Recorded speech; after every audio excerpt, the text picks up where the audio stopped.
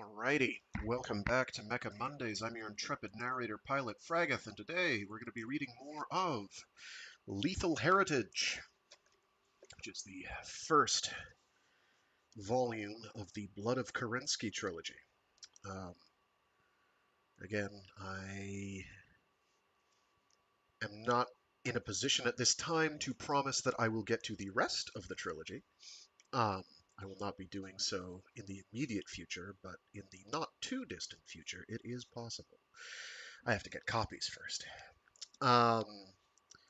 So previously on, let's see. The biggest one is that Phelan Kell, instead of being killed, has actually been abducted.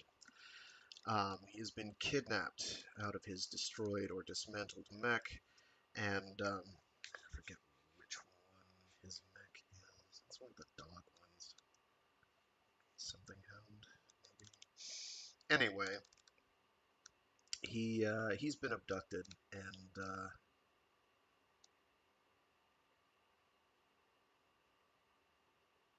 the people who've abducted him are trying to get information out of him. So he's being interrogated, uh, largely about the disposition of forces and materiel for the various factions, or available to the various factions of the Inner Sphere. What they intend to do with that information, I just realized that I still have that up. What they intend to do with that information is a mystery to him as yet. It is mysterious to us theoretically, but in practice, it's been so long since this book was written and the events in the Battletech universe have taken place that we have a fair idea of what's coming next.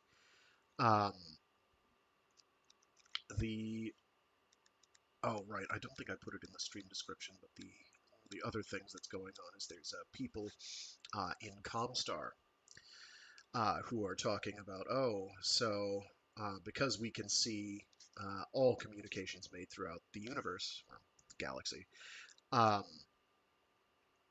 we saw that there's some strange mechs floating around that are ridiculously well equipped. We should totally do something about that. The honcho, the primus of Comstar, is told, well, we can't actually build mechs like that. We can't do it. We'd love to, but it can't be done.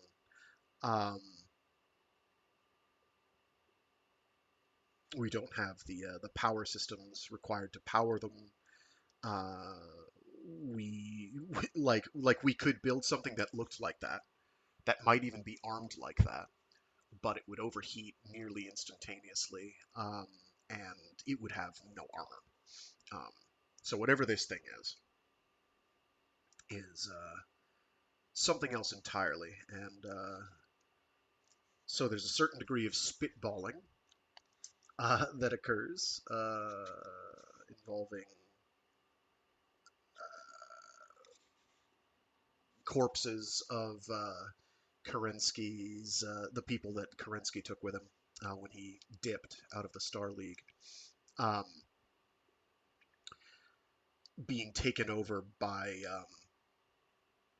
alien paramecia of some kind that are self-mutating and hyper-intelligent. It's kind of wild. It's a bit of a series of logical leaps that's slightly astounding. That's kind of difficult to come to grips with.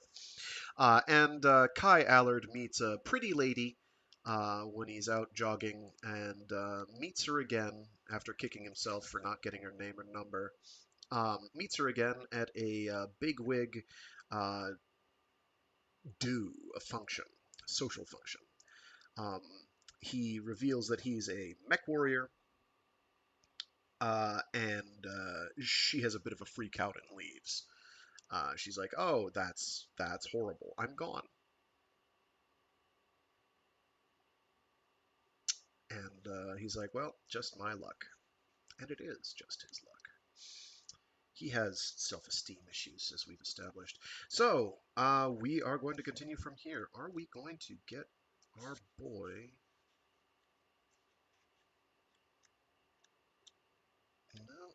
not showed up yet. Where is he? Oh no, we might get a little bit of him. Um, yeah, Shinyodama, who is the Yakuza guy. I think we will get a taste of him, which is nice. All right, let's get rocking and rolling. Um, I apologize if I seem low energy today. It's because I've been breathing in airborne ash and soot from a burning forest all day yesterday, and well, actually, past several days. It's northeastern United States is getting rough. We can talk about what's going on in Los Angeles later. Not right this second. It is important, uh, but it is somewhat beyond my brief, as it were, for purposes of this stream. Anyway, so maybe afterwards we'll talk.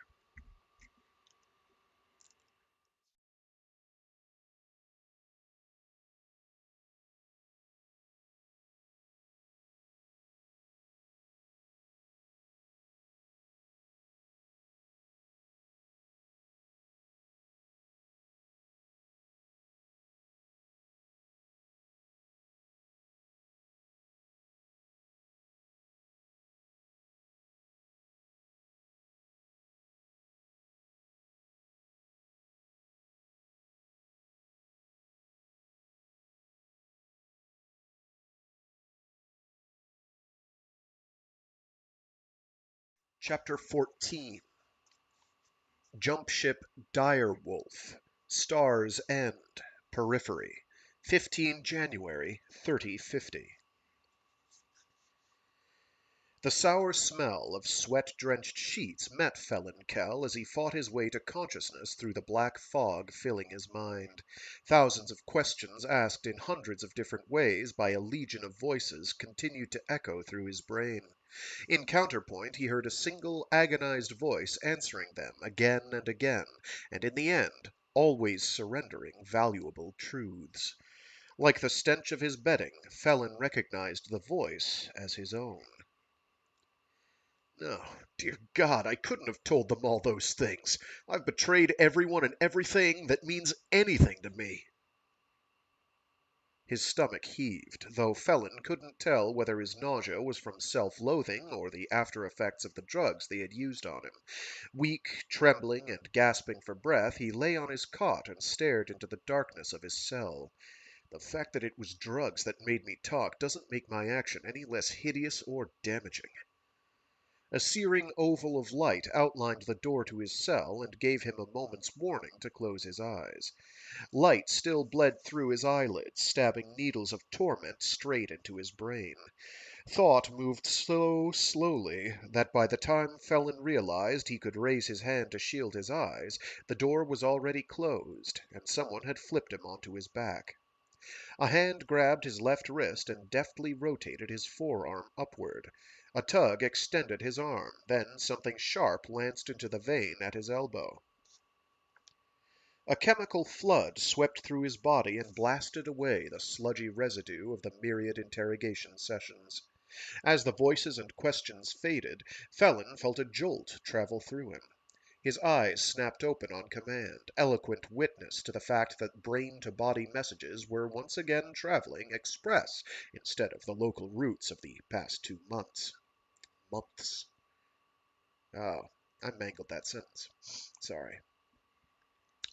His eyes snapped open on command, eloquent witness to the fact that brain-to-body messages were once again traveling express instead of over the local routes of the past 2 months. He flipped his wrist over and caught hold of the person who had been holding him. A hand chopped down into the middle of his forearm, numbing the entire limb, then surrounded his thumb and peeled his hand away with the ease of a child removing the rind from a naranji. A naranji. I may be in command of my body, Phelan thought, but I've still got no strength. He opened both hands and let his arms drop limply to the bedding. That was a wise choice. It was a woman's voice, but somehow that didn't surprise him. Her voice was husky, but as matter of fact and emotionless as her handling of Phelan's attack. She lifted his right hand up by the cord around his wrist and positioned it to cover his eyes. I am going to bring the lights up slowly. Keep your eyes shaded because the drug I just injected into you will dilate your pupils somewhat. Light mutated the entire ceiling from an infinite black plane through stages of gray and tallow to a luminescent white that filled every corner of the small cell. Phelan hooded his eyes, but greedily drank in every detail of his surroundings as the light unveiled them one by one. His ragged cot all but filled the tiny room. The commode opposite the hatchway he recognized instantly as the peculiar design suited to zero-gravity use. That means I'm still on a dropship.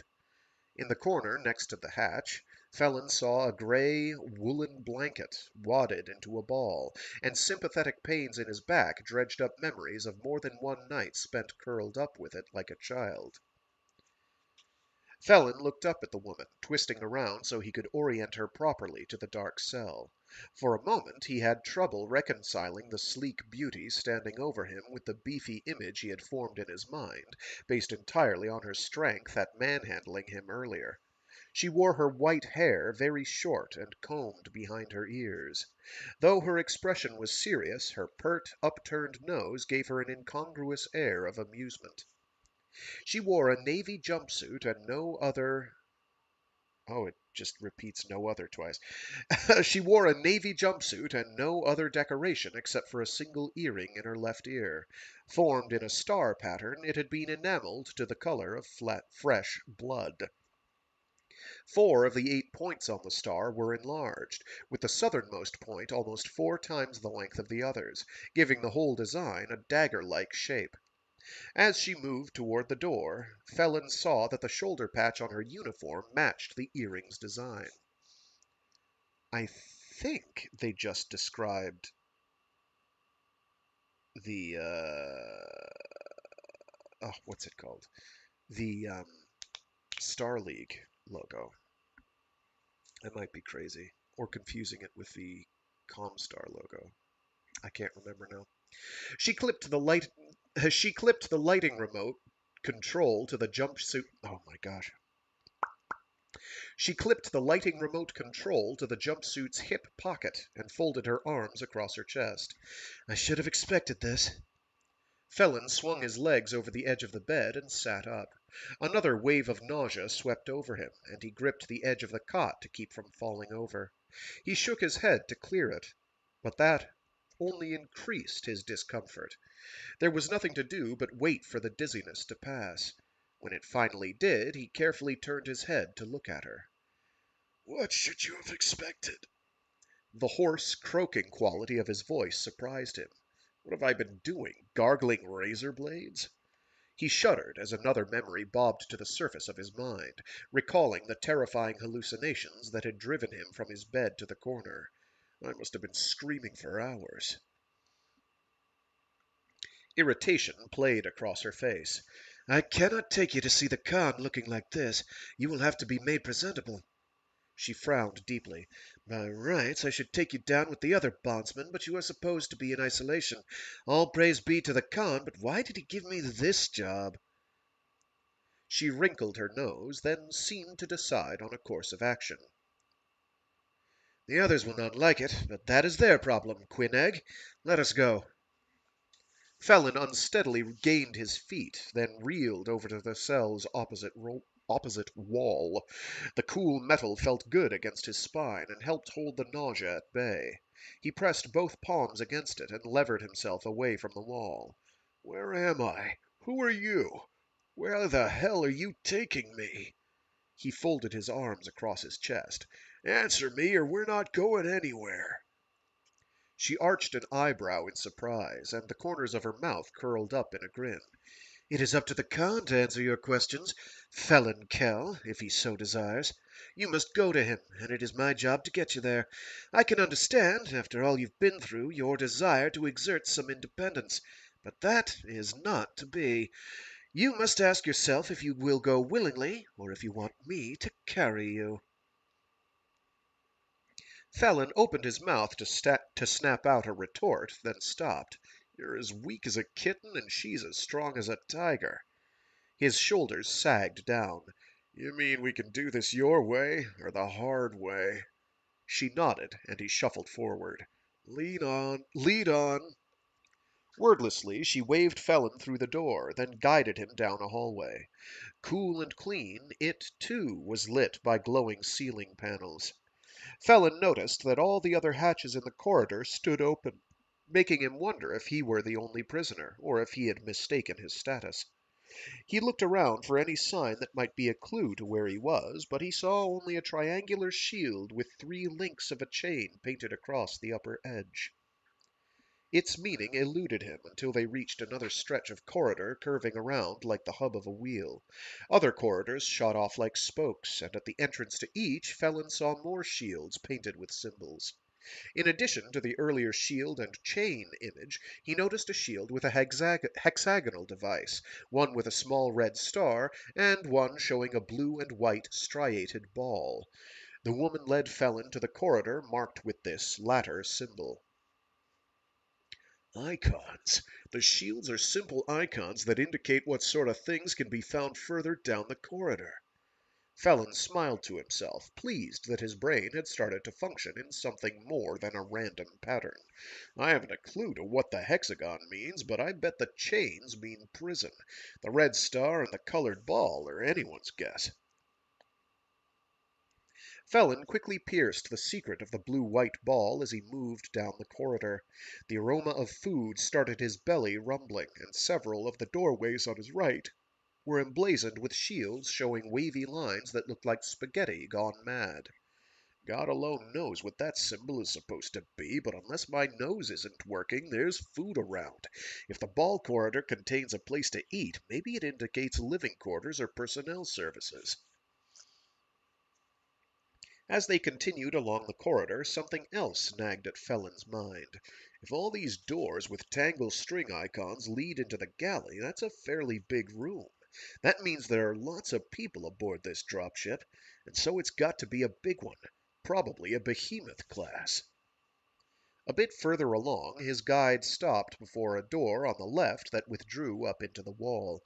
Phelan caught the flash of a shield and a V-shaped symbol with a big ball in the middle and 2 smaller balls on either horn. He stepped into the room and around a partition, then winced at the bright light reflecting from the white tile walls and silver metal mirrors on the left-hand wall. As his eyes accustomed themselves to the light, he frowned. What in the world is this place? 2 of the 3 people in the room glared at him as though he had interrupted some sacred ceremony. Phelan felt a shiver run down his spine, but he quickly identified it as more than a normal uneasy feeling about wandering into a place where he was definitely unwelcome. I got used to that on Gunsberg. Here, it's as though I'm not even human. The 3 people present were so unusual in shape and appearance that Phelan wondered if they were human. Furthest away was a naked woman seated on a narrow bench that sagged deeply in the middle. It was not because she was fat, though Phelan guessed she would tip a scale at 150 kilos, but she was huge. Pale flesh stretched over thick muscles, and Phelan realized her physique was better than that of Kell Hound members who lifted weights in their spare time. Her shoulders are broader than 7 of those lockers. She's 2 meters 30 if a centimeter. She's big. She is a large lass. The woman looked over her shoulder at Phelan, her brown eyes cold.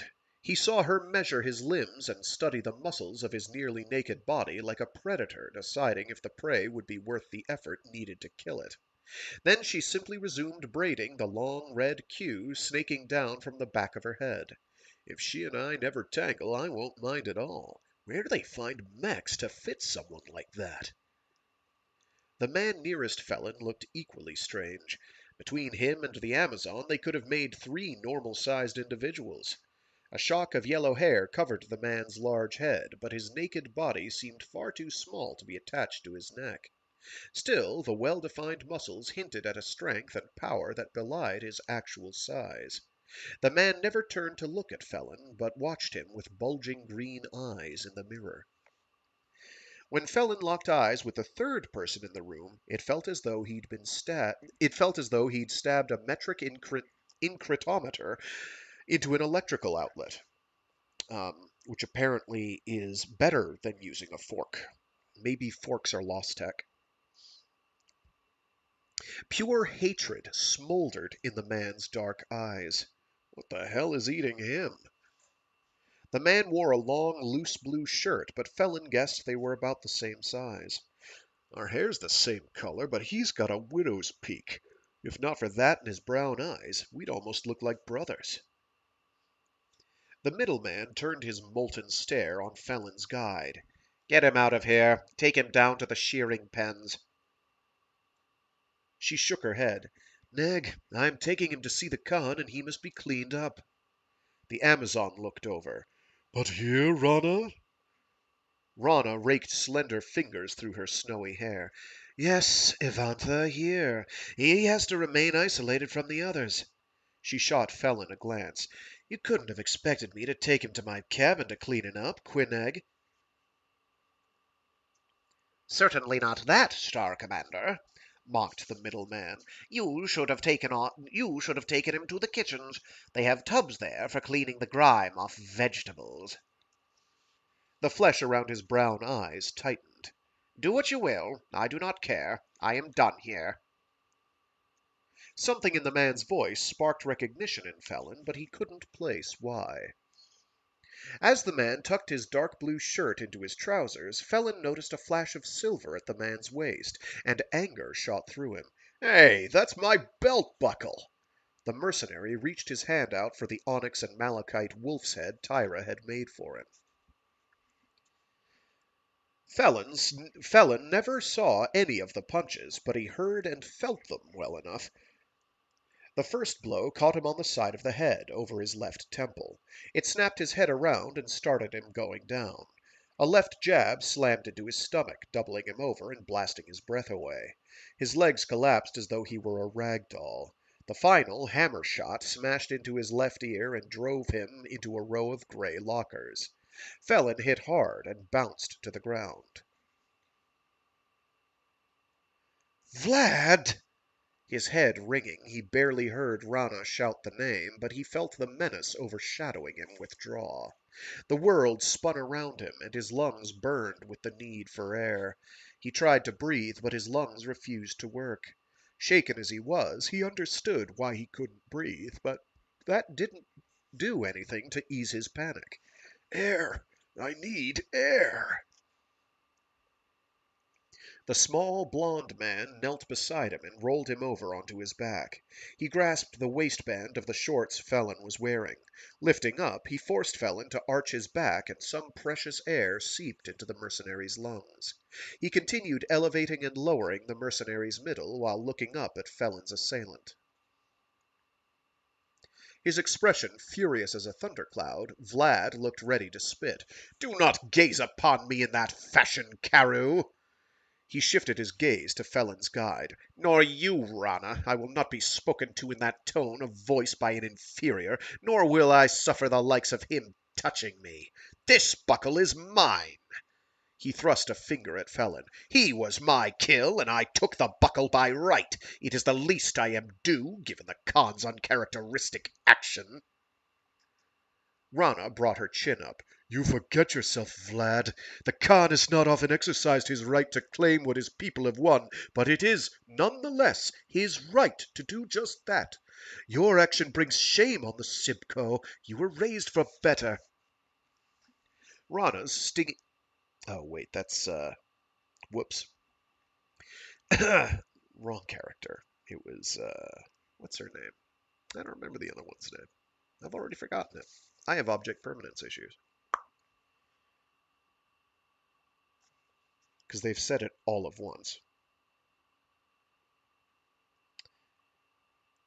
Anyway, what was actually said was, Rana brought her chin up.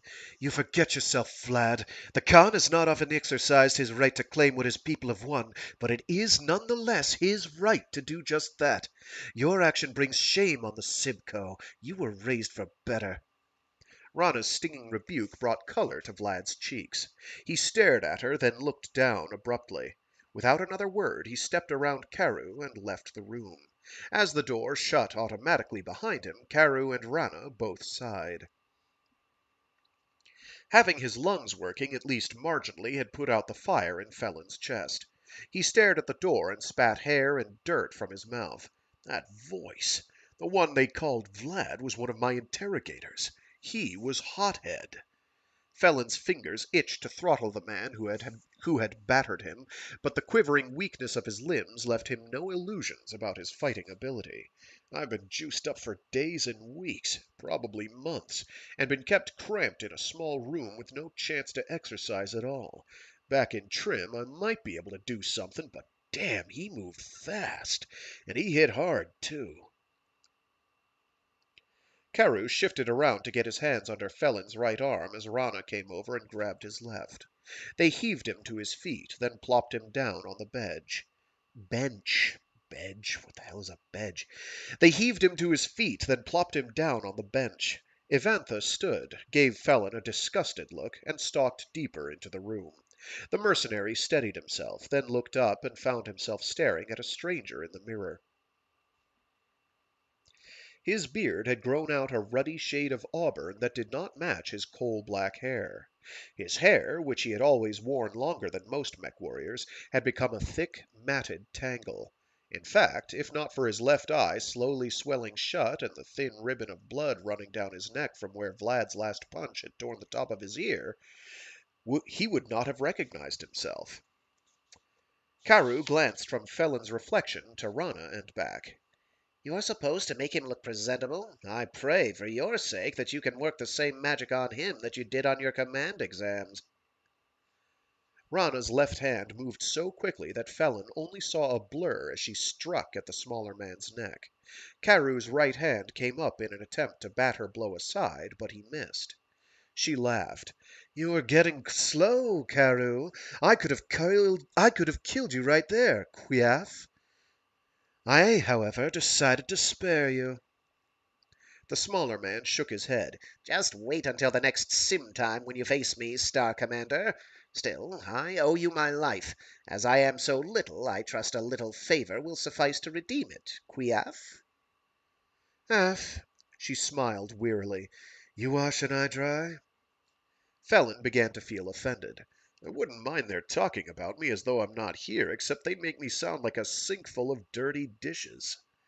Excuse me, but I have been known to wash myself in the past. The big-eyed man smiled. Imagine that! And are you any better at it than you were at defending yourself just now? A low growl rumbled from the mercenary's throat. Well, I do have more practice at washing than I do at getting beaten up. Rana and Carew shared a laugh. Good! You have spirit, she said. Turning to Carew, she asked, Will you help? It is for the good of the Sibco. He sighed heavily. Half. We use your supplies and your scissors and your razor. Bargained well and done. Phelan shook his head. Why do I get the feeling the two of you would rather take me to whatever passes for a laundry on this ship and toss me into a washer? As he saw an expression of enlightenment spread across their faces, he held up his hands. Honest, I won't be any trouble. Let's just get this over and done with.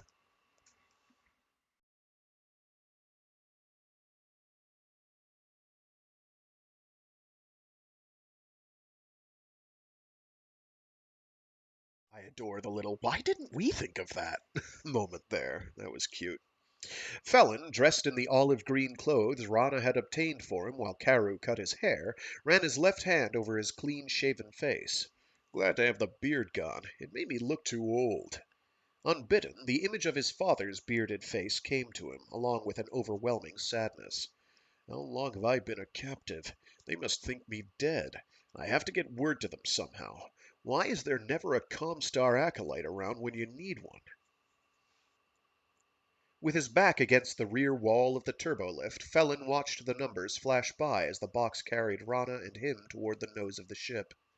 The number of decks, each marked with its own shield icon, surprised the mercenary. That's 20 decks serviced by this lift alone. To get to the top dozen decks, it looks like you have to type a code sequence into that number pad. If the lifts on this ship function like those on other dropships and don't run the length of the ship to preclude breaching an atmosphere loss, then this one is really big. The thought that it might be larger than a behemoth flashed through Phelan's mind, but he dismissed it immediately as impossible.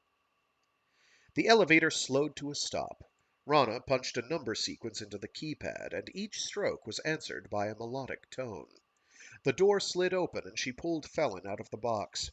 Leading the way down a corridor, Rana moved so quickly that the Kell hound had little time to study his surroundings. When she stopped finally, Rana stood before a door painted with a shield showing another device. Central to it was the silhouette of a wolf's head that looked surprisingly like the Kell hound crest and the belt buckle Tyra had made for him. Beneath it was a row of 5 red stars similar to the design of Rana's earring. She stood at attention, and Phelan aped her as the door opened.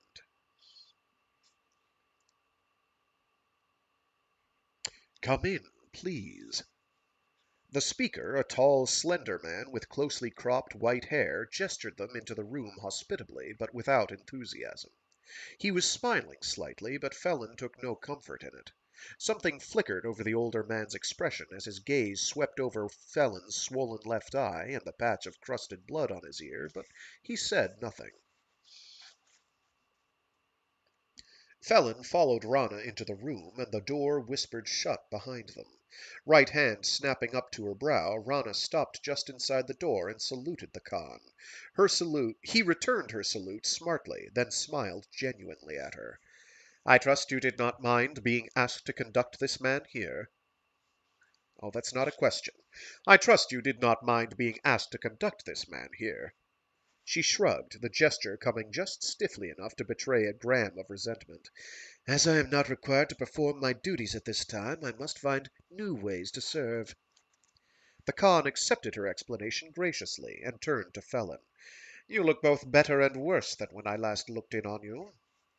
Phelan smiled politely as his mind raced and tried in vain to match the Khan's voice with any of those that had interrogated him. "I'm clumsy." The Khan arched a white eyebrow. "Then when Vlad placed himself on report for assaulting you, he was in error?" Phelan's head came up, and he studied the Khan carefully. Is this whole meeting going to be filled with testing and intrigue? What could I possibly tell him that his people have not already drugged out of me? Were I not so clumsy, I would have either avoided setting him off, or I would have avoided his fists. The Khan's blue eyes narrowed, then his face brightened, and he waved Phelan deeper into the suite with one hand. "Forgive me. You have had quite enough questioning in the past months, Quiath, and I keep you standing here in the foyer like some point being reprimanded. Please come in and meet my other guest." As he moved forward at his host's invitation, Phelan noted that the Khan's quarters seemed to fit the man perfectly. At first, Phelan thought the rooms sparsely furnished, but then he noticed that everything had been selected for quality, as though the Khan would fill his living space only with the finest. Phelan imagined that the decorations and furnishings were probably the victors of a long weeding out process. He could easily see this man discarding something before bringing anything new into this place. A somber gray carpet and warm maroon walls lent the room a studious air. Yellowish light shone down from the recessed ceiling lamps, illuminating the glass and gray steel shelving and tables. The couch and pair of chairs looked comfortable, but were not matched in either color or design. The shelves held a few mementos and 2 or 3 holographic books, but Phelan could identify none of them. The only decoration mounted on the walls hung over the couch. It was as large as his own chest, and Phelan recognized the emblem as similar to the shield emblazoned on the Khan's door.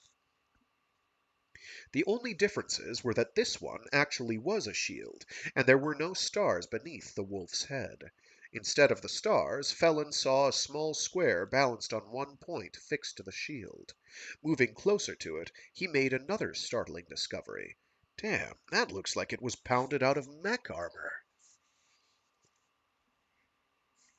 Any further thought about what the device was or how it was constructed fled from Phelan's mind as the Khan's other guest turned from one of the shelves where he had been browsing.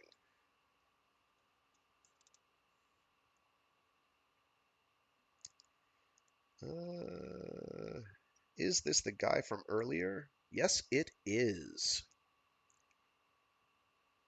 I can't remember what voice I used. It's been a week. Um, Greetings, Phelan Kell. It does indeed appear that the stories of your death were greatly exaggerated.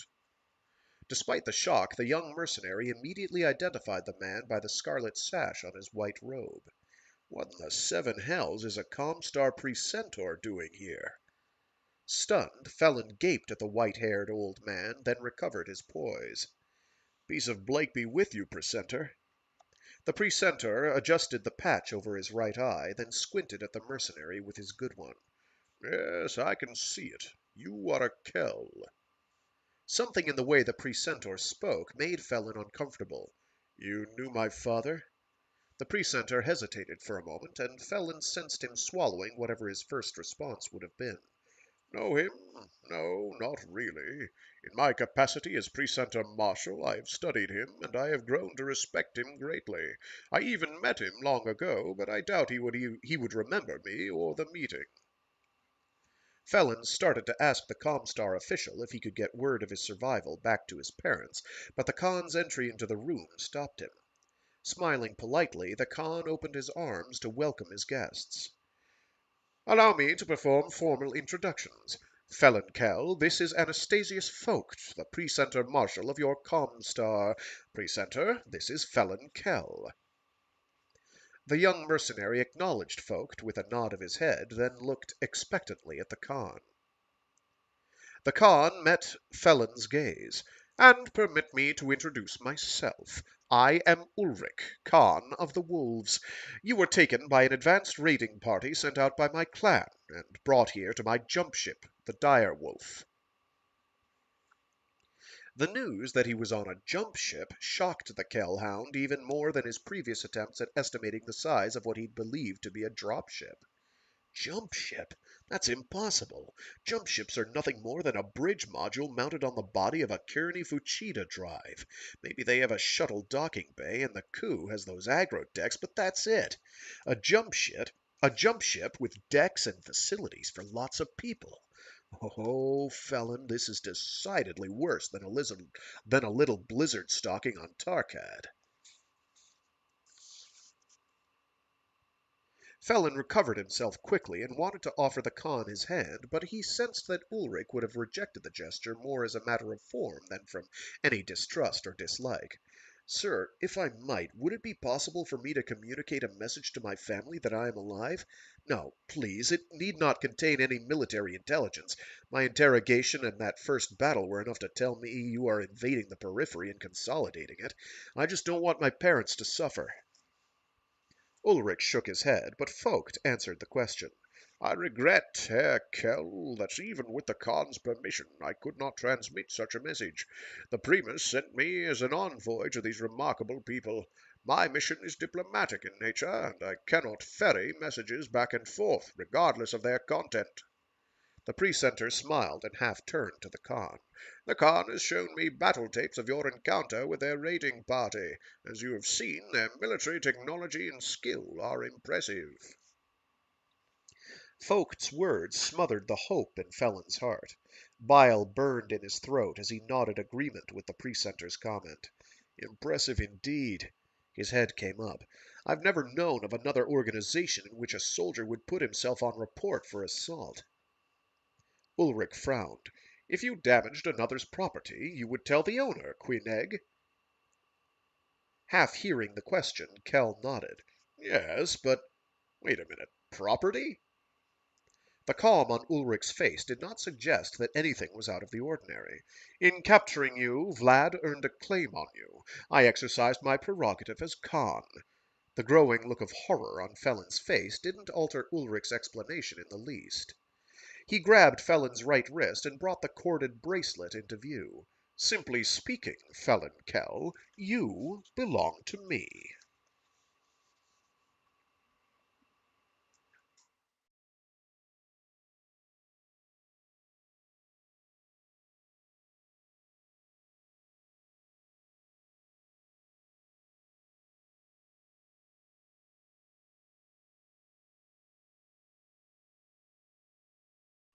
Chapter 15. Orbital Space, Thule, Rasselhag Province. Rasselhag, whatever. Rasselhag Province, Free Rasselhag Republic, 7 March 3050. Tyra Miraborg glanced at the auxiliary monitor on her cockpit control monitor. It showed her a small icon representing her Shilone fighter dead center on the screen and slowly rotated a vector graphic sphere around the craft.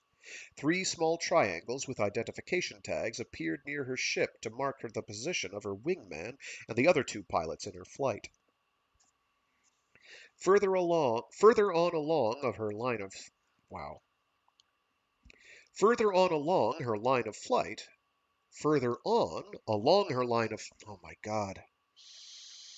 I'm having a hard day. Further on along her line of flight, a large orb remained tantalizingly distant. She smiled, barely feeling the added pressure of the neurohelmet's padding against the corners of her mouth. We'll be home soon enough. Back aboard the Bragi and off to another system. I should have known that joining an honor guard company would mean spending most of my time doing ceremonial things, but I didn't expect extended tours of duty guarding the defense minister as he toured the systems the periphery pirates had attacked. Annika Jensen's voice called to her through the speakers built into the helmet. I've got nothing unusual, Captain. That's Captain spelled Kapten.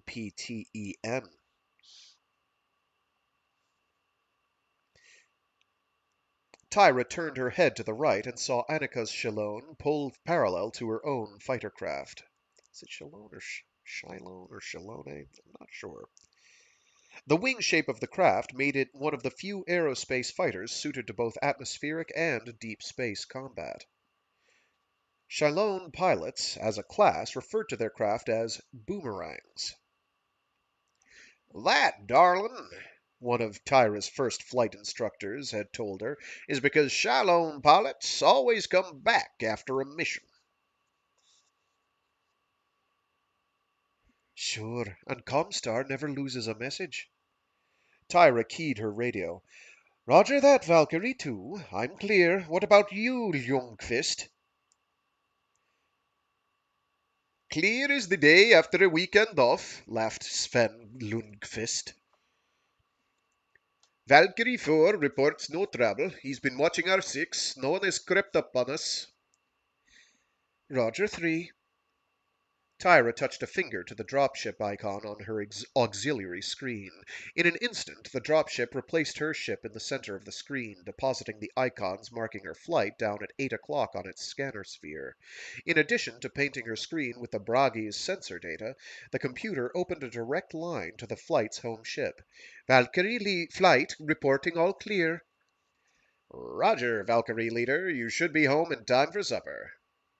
The male flight controller lowered his voice. The food's not going to be anything like the meal I had 2 nights ago in Sovol, Tyra. You should have accepted my invitation. Annika cut into the line before Tyra could answer. Lieutenant Tviet, would you mind sticking to business? We are in a hostile theater of operations. I don't remember these characters' voices. We only have a couple dozen characters that I have to keep track of right now. That I'm having to make up on the fly, because again, I have not in fact read this before, so I apologize. Tyra heard Tviet's acknowledgement of Annika's rebuke, and the radio went dead. She thanked Annika silently, but the all too familiar feelings of regret and anger began to boil up within her again. She fought to keep her mind from wandering off on these unhappy tangents. You made your decision, and that is that. You decided to decline Phelan's offer and sign on with this company because that made the most sense. You couldn't stay on Gunsberg, that's for certain. A red light flared on her radio control panel and she punched it automatically. As though reading Tyra's mind, Annika spoke with her friend over the private frequency they shared. Tyra, you can't keep kicking yourself because it's not your fault. What happens, happens. Tyra nodded and glanced over at Annika's Shylone. I know you're right, Nick. There's nothing I could have done about Phelan's death, even if I had signed on with the Kell Hounds. Phelan's unit didn't have aerospace cover, so I wouldn't have even been there. That's more like it. A mixture of relief and exasperation echoed through Annika's voice. Tyra glanced again at the sensor scan from the Bragi, but it remained clear. Throughout this public relations tour, she had been hoping the pirates that killed Phelan would stage a raid so she could get a shot at revenge. That's stupid. Just the sort of thinking to get me killed. Tyra keyed her mic. Thanks, Nick. I'm back. When we hit the Bragi, remind me to give Tviet a lesson in the definition of the word nay. Roger. Tyra saw something new appear on the scanner screen. 4 small red triangles appeared at the outer edge of the dropship's scan.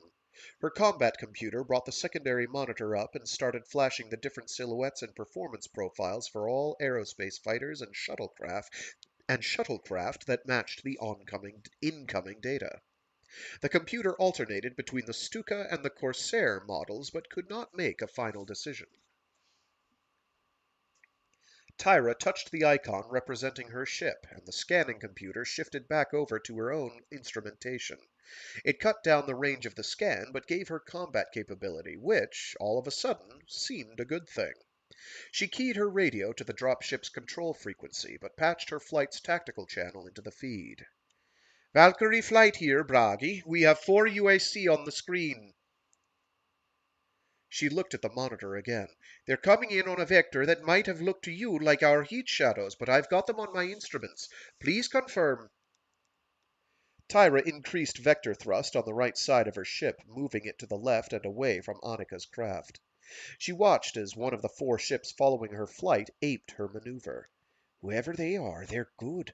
It takes some tight flying to pass yourself off as the IR shadow of an IR infrared shadow of an aerospace fighter traveling through a helium cloud.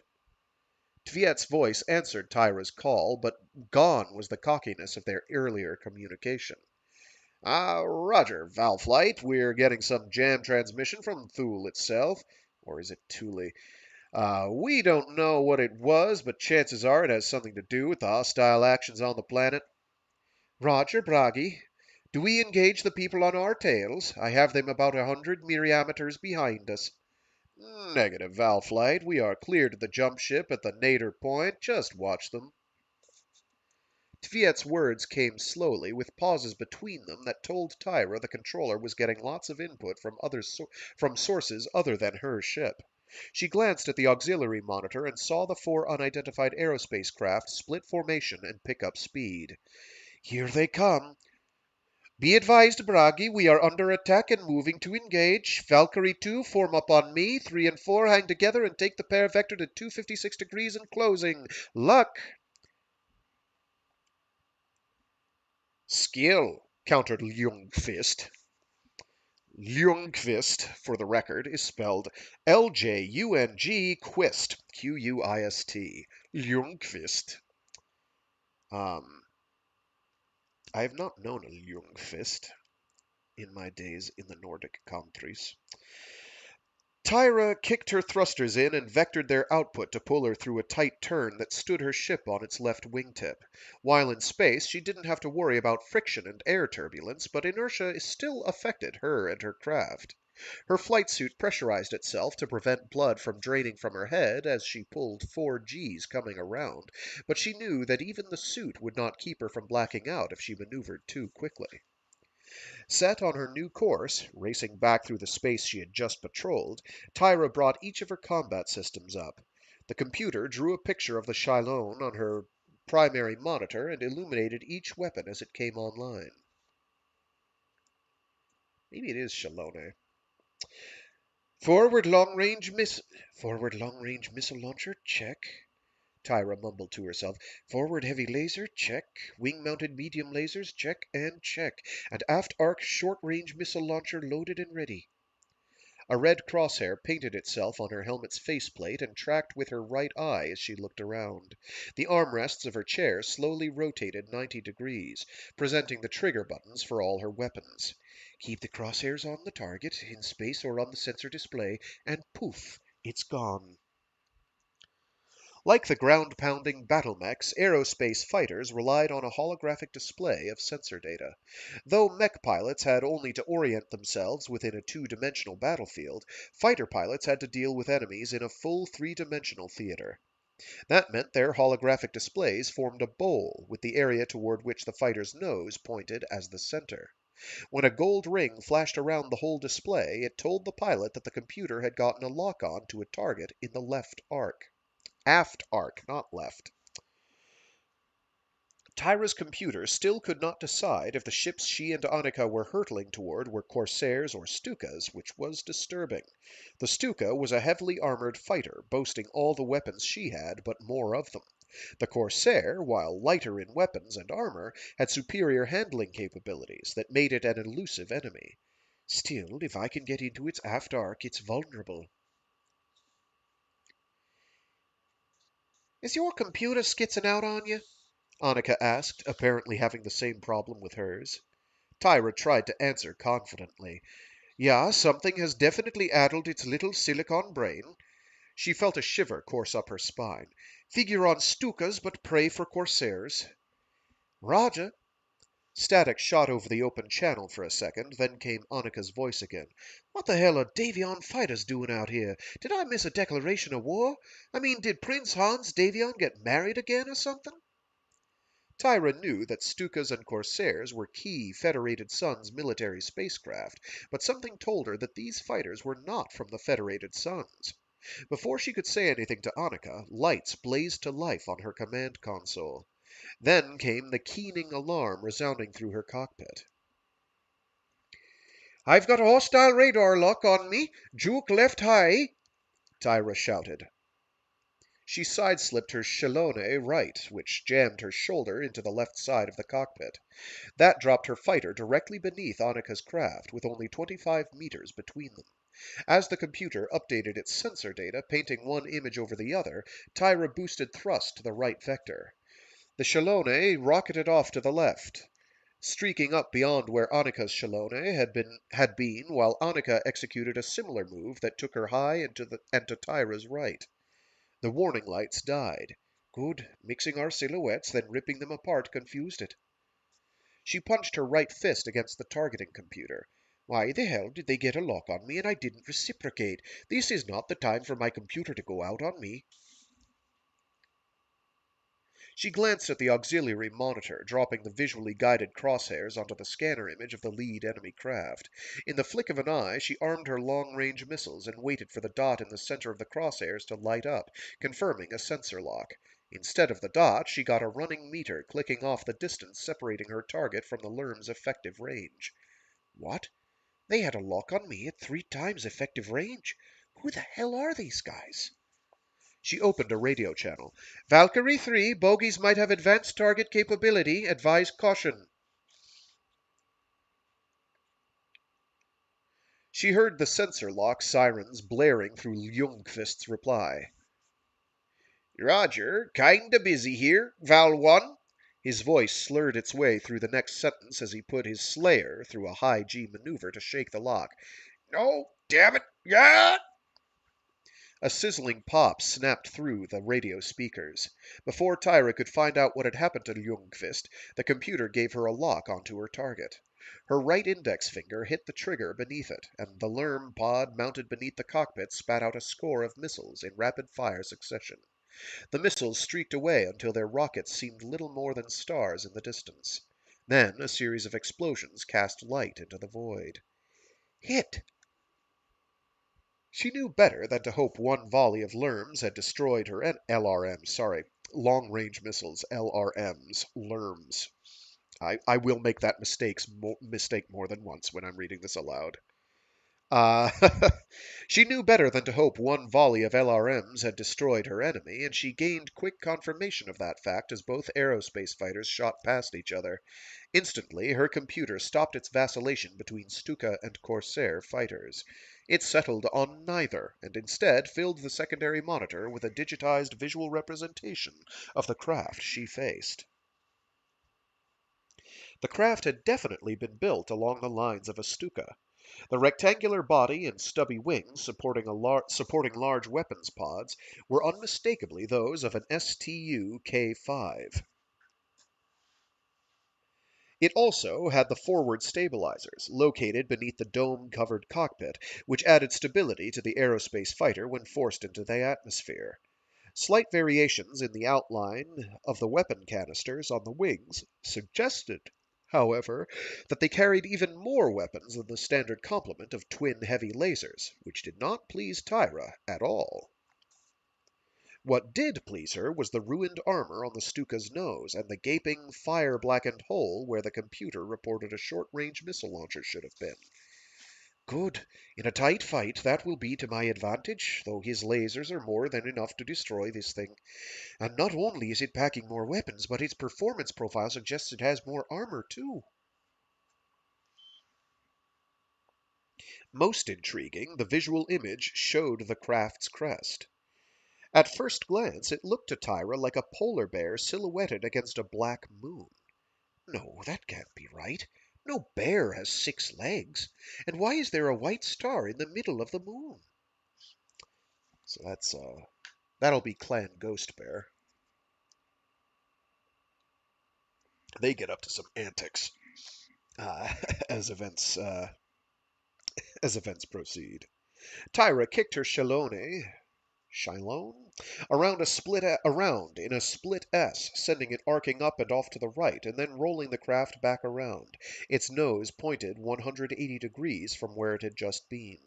She tried to get another weapons lock onto the enemy fighter, but it had pulled a similar move, sending their warbirds straight at each other again. Tyra, seeing that the abbreviated range of the battle would give her heavily armed enemy the advantage, let the Shalone continue its slide to the right. Then she brought the craft over and around in a broad barrel roll that looped her around her enemy's line of attack. She armed another weapon as her scanners reported her foe nosing up abruptly and rolling in an Immelman.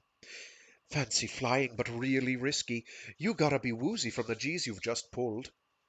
She looked at the icon of the craft behind her, then when the rim of her display disc pulsed gold, hit the switch beneath her left thumb. Here's where you earn your pay. 4 SRMs shot straight in on their target, hitting the enemy fighter just as it completed its roll. The missile explosions marched in succession up the nose of the fighter and onto the cockpit canopy. Tyra's combat computer updated the picture of her enemy by ripping holes in the armor and denting the crystalline cockpit dome. The pilot reacted to the attack after only a moment's hesitation. During that moment, the craft continued its roll, so the pilot increased thrust to bring the craft down and to the right. Tyra jerked her fighter up onto its left wing, then feathered the pitch controls to bring up the nose. The maneuver slammed her down into her seat and ground her teeth together, but she hung with it. Boosting the thrust from her right wing, she sent the Shalone spinning back down to where it dove like a hawk on the fleeing raider craft. Shimmering, multicolored balls danced before her eyes as she brought the Shalone's nose back up. My dive arc is steeper than his. Gotta come up to target. She pressed her left foot down, vectoring more thrust to that wing, which brought the left side of the craft up and around by 15 degrees. Hold it. Hold it. Her Shalone swung in behind the raider as though being towed on a string. Now! Tyra fired all her forward weapons at the enemy, and in turn took damage from the medium laser he fired back into his rear arc. The scarlet beam of light slashed a blackened scar through the armor on the right side of the Shalone's fuselage. Tyra's combat computer updated the status of her ship, but no warning lights flashed or sirens sounded. Clean bill of health. The nose-mounted large laser pumped kilojoules of energy into the enemy fighter. The ruby beam swept over the fuselage like a spotlight, but concentrated its attack on the left rear thrust port. In combination with the medium laser mounted on the Challone's left wing, it fused the port shut, instantly bouncing the enemy fighter to the left. The Challone's other medium laser sliced armor plates from the aerospace fighter's right wing, but did little more real damage than melt the moon and bear insignia from its surface. Tyra rode her fighter over to the left, relentlessly tracking the enemy. With the left vector port gone, the pilot can't easily turn right. I've got him. Before she could lock her weapons onto target for another savage assault, the piercing wail of warning alarms filled her cockpit. SRM lock! She stomped down with both feet, engaging the overthrusters and hurtling her craft forward. Smashed back into her seat, she overshot her intended target and tried to pull another wing over to cut out of her current vector. Just as the Challone began to react, a trio of SRMs launched by the Raider's wingman hit. One blasted into the surface of her left wing. The explosion rocked her craft and blew chunks of armor from the Challone, but the inertial reaction of the blast actually helped her bring the fighter over on her intended maneuver. The other missiles slammed into the engine on the Challone's aft. The computer dropped her power output by 7% and flashed two small icons against the Challone's outline on the primary monitor. A wave of heat washed into the cockpit to tell her what the computer silently displayed. Great, 2 heat sinks hit. I lose speed with the engine damage, and now this baby will slowly roast me. Well, I won't have to worry about that if this new raider gets a lock on me again. Nick, where are you? On him, Cap. Brake left. 3, 2, 1. Missiles and lasers away. Tyra rolled her Challone to the left, and Annika's fighter shot through the area she'd just left. As her ship corkscrewed through space, Tyra saw a series of explosions on the ship Nick had been chasing. Righting her craft, Tyra radioed a quick congratulation to her wingmate, then looked at her sensor screen and found her quarry. Easing back on the thrust, she sent another flight of SRMs from her rear arc launcher at him. The missiles missed their target, but forced the pilot further left in his wild attempt to elude them. That pulled him even with Tyra only 30 meters off her left wing. The pilot actually tossed her a salute, then began to pull up. Of all the... Salute this! Tyra sent a microburst of ion thrust through her right yaw control and cut all acceleration thrust. Unfettered by atmosphere, the Challone rotated on its vertical axis, tossing Tyra forward against her safety belts and the left side of the cockpit. The fighters continued to sail along in the same direction, but suddenly Tyra's craft brought all weapons to bear on her foe. The raider whipped his ship over on its left wing and vectored thrust through the belly ports to pull away. Tyra's targeting system locked onto this new heat source and flashed the dot in the crosshairs. Without thinking, Tyra triggered all 3 lasers through the forward thrust port. Armor vaporized at the laser's touch, and the half-melted vector louvers spun away amid clouds of ionized thrust.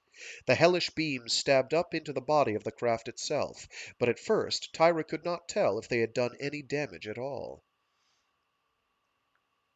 Almost as if her attack had not taken place, the raider's nose continued to pull out of line. The unbridled thrust pouring through the forward port stressed... I'm losing my mind. The unbridled thrust pouring through the forward port stressed laser-heated stabilizers. Oh, there we go. The unbridled thrust pouring through the forward port stressed laser-heated stabilizers in the fighter's body and warped the metal out of shape. As the aft belly thruster pushed the ship forward, the nose thruster pushed it away. Like a wax model in unbearable heat, the fighter began to bend in the middle. Then the nose snapped off right behind the cockpit. The two halves slammed into each other, crushing the cockpit like an eggshell, then spun off in a ball of twisted metal and fused ceramic armor. Val 2, this is Val 1. I'm free. Where are you? Tyra looked anxiously at her scanner.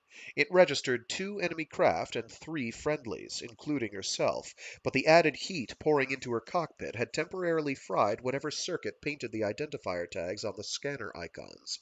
Who did we lose?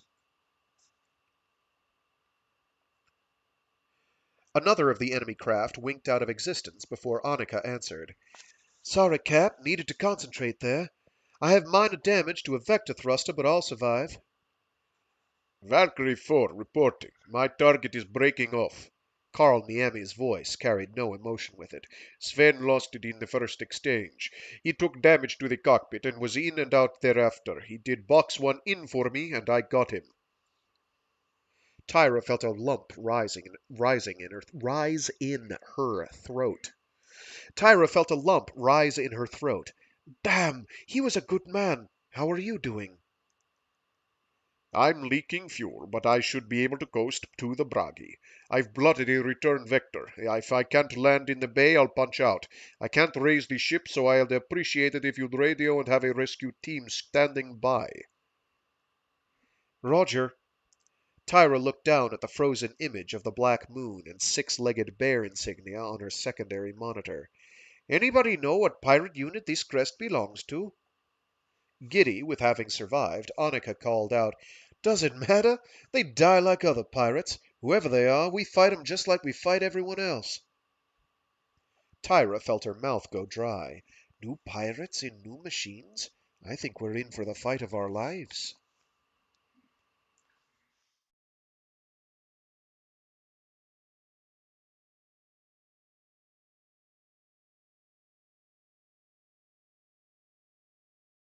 Anyone moderately familiar with how aeronautical combat works in current era has probably twigged to the fact that everything, and I do mean everything, in the Mechwarrior or in the BattleTech universe is extremely well armored.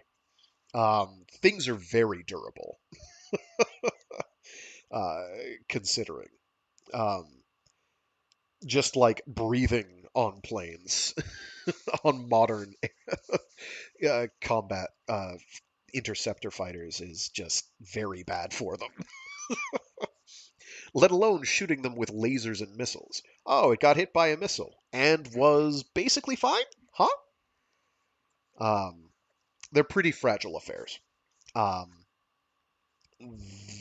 the ones in this setting are durable because everything is durable, and the reason everything is durable is the lore reason is because they are.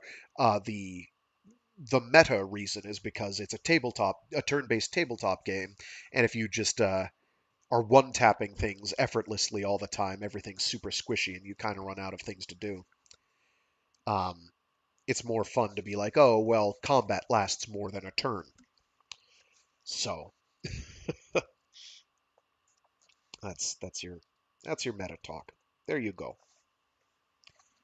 If someone knows how that's pronounced, Shilone, I don't know if we'll ever see that again.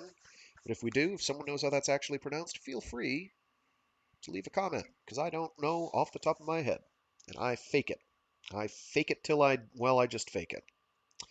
Chapter 16. I need water. Give me a sec. Chapter 16. Turtle Bay. Pesht Military District, Draconis Combine. 30 March 3050. Smoke coiled like oily black ropes against the red dawn sky. Scanning the horizon, Yodama knew it was more than just the heat churning out of his Phoenix Hawk's fusion reactor that made the sweat pour down his face. First Battalion must be in the fight of its life. If that's the petrochem refinery burning, it means they've fallen back to their final line of defense. He pushed his mech forward, but only with the most powerful sense of doom. As the disk of the sun appeared over the line of low hills between Shin's forward lance and the 1st Battalion's last stand, it flooded his infrared scan with white fire, and so he shifted sensor modes over to Vislight. While the computer was cycling through, a quick flash on MagScan made him punch a button and switch the scanners back to magnetic anomaly detection. The computer painted, plain as day, humanoid silhouettes against the background of the vector graphic landscape. Shin stared at the display. Another puzzle. They've given this flank over to infantry and metallic IR baffling equipment. Shin opened a radio link to Hohiro Kurita. Shosa, I have infantry detected on magscan at 500 meters. We have been anticipated. He keyed a feed of his sensor data over to Hohiro's Grand Dragon. And it's been like 3 weeks since I knew what that guy's voice sounded like. Are you certain, Tai? Hohiro's voice was calm, despite the possibility of ambush. Check the magnification of your scan. Could they be mechs? It's normal. It's normal, Shosa. I would guess they're infantry with inferno missiles meant to slow us down. Even as he spoke the word, Shin experienced a jolt in the stomach. Inferno rockets, fired from a handheld launcher, exploded in a fiery flood of jellied fuel that clung to a mech like burning honey. Besides making a mech an easier target for heat-seeking weapons, Inferno hits spiked the internal temperature of a mech high enough to bake the pilot inside his war machine. I think you're right. Hohiro's voice remained confident despite the bizarre nature of the raid. I'll move the rest of the unit south of that position while you and your lance scatter the infantry. Join us as soon as possible, but be wary. Who knows what other surprises these raiders may have for us? Hi! Shin replied smartly, all the while experiencing the same uneasiness he'd felt at the first staff briefing on the raiders coming toward Turtle Bay. The raiders had popped in at a pirate point, an arrival point much closer to the planet than most astronavigators felt safe plotting. They had obviously intended the raid to be a surprise, as it would have been, excuse me. My diaphragm didn't like that. They had obviously intended the raid to be a surprise, as it would have been, except for an emergency oxygen run by a crew mining the rings. They had spotted the incoming dropships and tight-beamed a warning to the planet. That warning, however, had preceded the raiders' own radio message to the surface by only minutes. The raiders identified themselves as the Smoke Jaguars, a name never previously associated with any periphery pirate band. They wanted to know how many units the planet offered in defense, and took it easily in stride when told they were facing the 14th Legion of Vega. The raiders then reported their targets and said they were only going to attack with 2 clusters. Shin didn't know what a cluster was, but their mechs had been ripping the hell out of 1st Battalion. He keyed the radio frequency open to the rest of his lance. Arrow Lance, shift to mag scan and drift north-northeast. We're to harry those infantrymen and drive them back. Be careful. They may have infernos. As his men acknowledged the order, Shin moved his Phoenix Hawk out to the battalion's left flank. Massive jump jets, looking like a folded pair of wings, clung to the back of the 11-meter tall mech. The war machine carried a pistol-like large laser in its right hand, and each arm mounted a medium laser and a 50 caliber machine gun for anti-personnel use. Using the joysticks on both arms of the command couch, Shin dropped the crosshairs for his weapons onto 2 of the hidden raiders. I hate to see mechs warring on infantry, but I can't let my people be broiled alive in their machines. Maybe most of those ground pounders will run if a couple get hit. Swallowing hard, Shin tightened his middle fingers on the firing studs and sent the familiar thrumming of machine gun fire echoing up into the cockpit. Tracer rounds burned white lines from the weapons to their targets hidden in brush. The mag scan in the cockpit scored both volleys as direct hits and shifted the target icon from standing to prone, but Shin was sure some of the brilliant tracer rounds had lanced up and away as though ricocheting from their targets. But that's impossible. Must just have hit some rocks behind them or something. A 50 caliber round will go through any body armor a man can wear. The other targets, glowing like fireflies on his tactical display, did not move and run as he had hoped. He swung the crosshairs onto 2 more human icons and pulled the triggers. Bullets burned into the targets, but one of the 2 targets seemed to jump away from the stream of projectiles. Leaping up, the icon bounded across the computer-generated landscape like a triple jumper. Stunned, Shin glanced back at the first two targets he had hit. Both were back up and bouncing across the battlefield like gazelles. With the same foreboding he'd felt earlier, the Mechwarrior snapped his sensors over to magnified vislight. May the dragon have mercy! What the hell are those things? They looked like men in form, but their mottled gray and black flesh and the abnormal thickness of the armored plates on their bodies marked them as utterly alien. With no necks to speak of, their heads looked like lumps raised from the shoulders and breastplate as an afterthought. A dark V-shaped viewport passed for the mechanical creature's face. Thick cylindrical structures reinforced the forearms, but clearly served more than a strengthening function. The right arm ended in the muzzle of a laser, while the left forearm boasted an underslung machine gun muzzle. The left hand consisted of only a thumb and two abnormally thick fingers, and the feet looked like nothing so much as overlarge, bifurcated hooves melded onto the legs of a smaller creature. Only when the double-barreled, back-mounted missile launcher lipped flame and sent a missile at his Phoenix Hawk did Shin realize he was looking at a suit of infantry armor instead of a living entity. The missile exploded against the Phoenix Hawk's left breast and spalled off armor.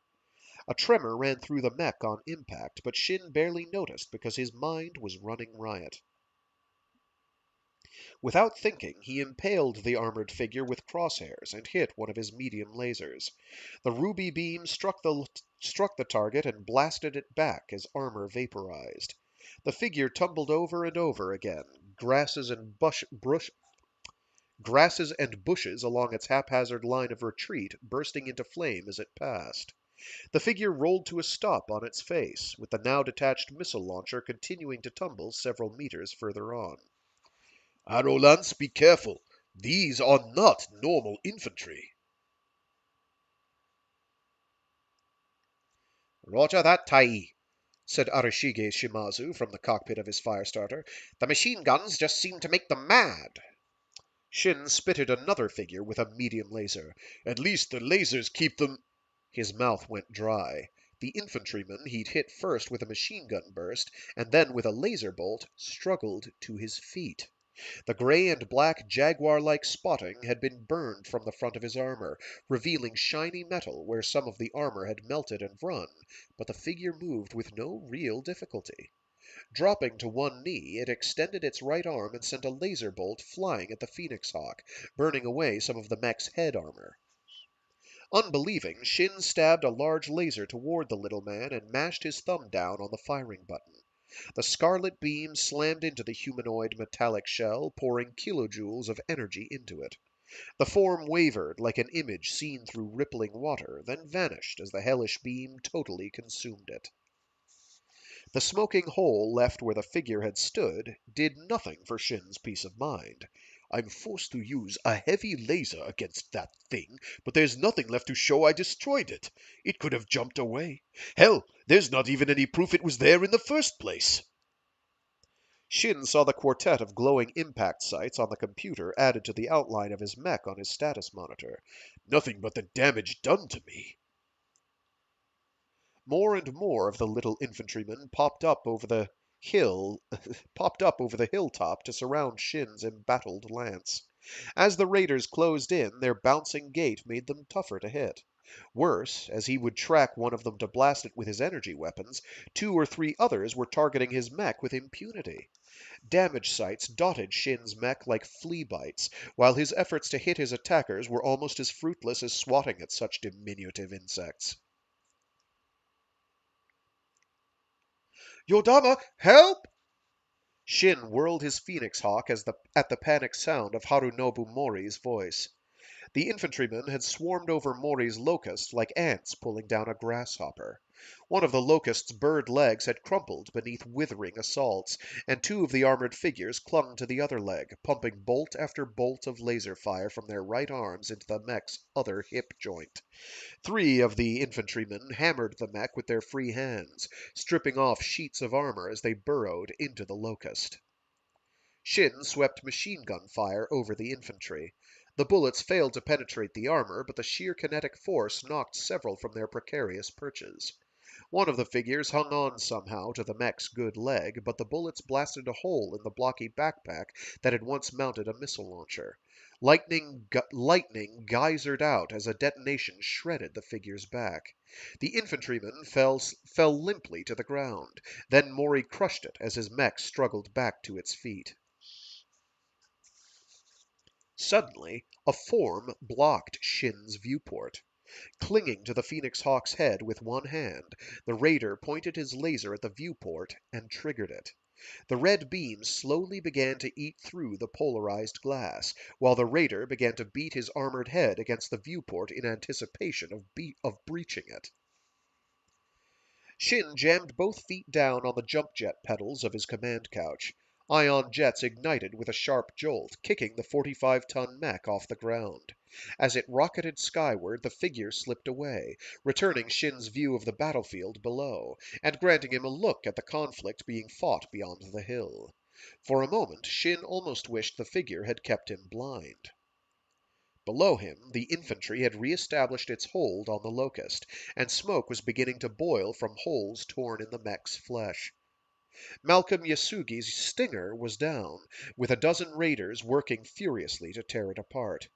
Shimazu had moved in with his fire starter to help clear the enemy from Yasugi's mech, but a half dozen of the armored fleas gnawed at it despite repeated baths in ion flame. Beyond the hill, the 14th Legion of Vega lay in tatters.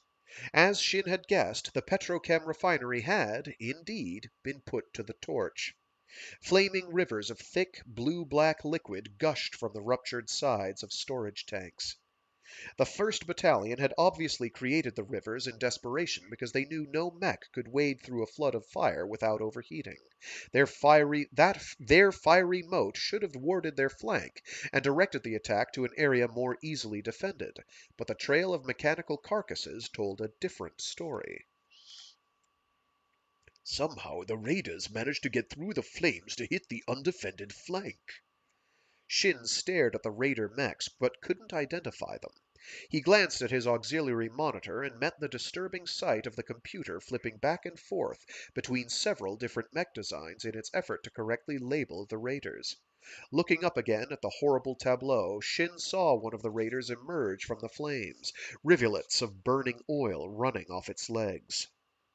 The raiders, about 24 mechs, pressed forward.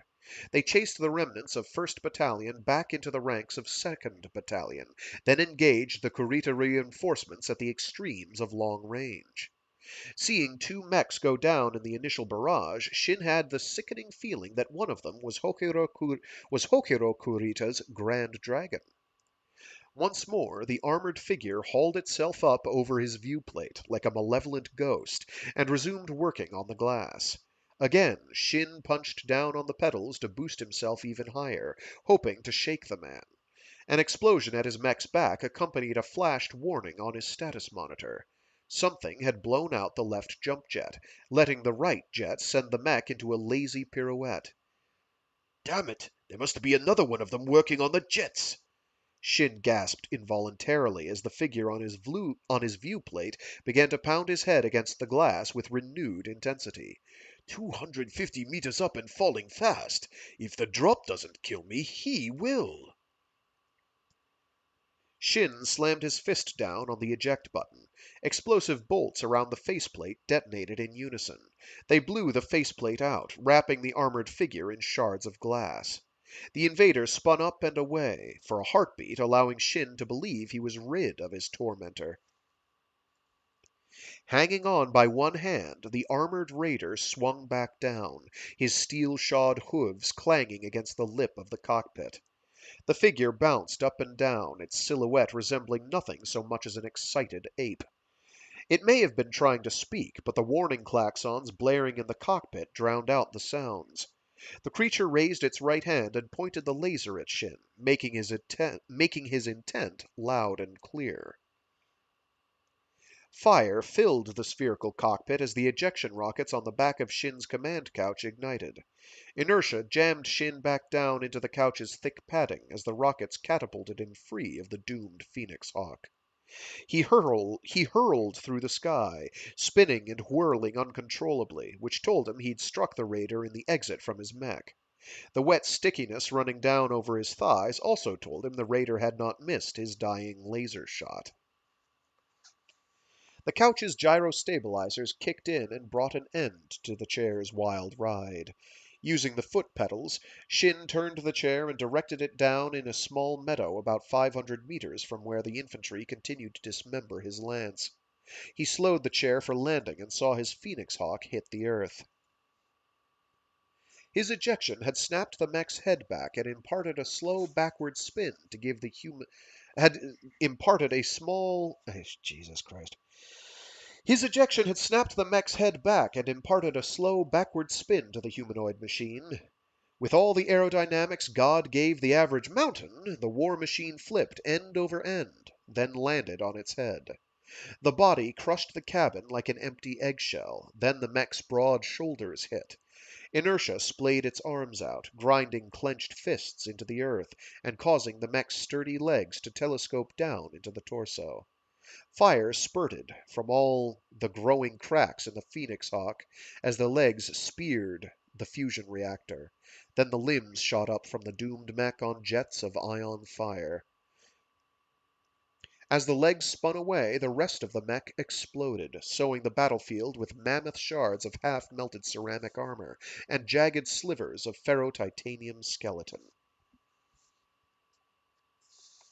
Arrow-Lance's mechs, by dint of their size, weathered the blast easily. Debris from the Phoenix Hawk washed over them with all the damage of a summer shower. The smaller raiders, however, suffered as armor sheets twice their size sliced through them, and bone fragments impaled them.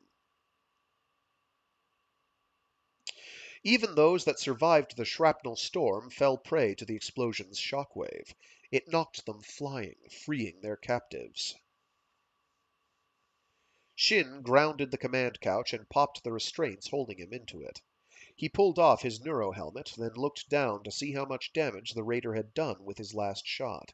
I don't feel any pain, just blood. That's got to be bad. He was right. The wound was horrible, unsurvivable.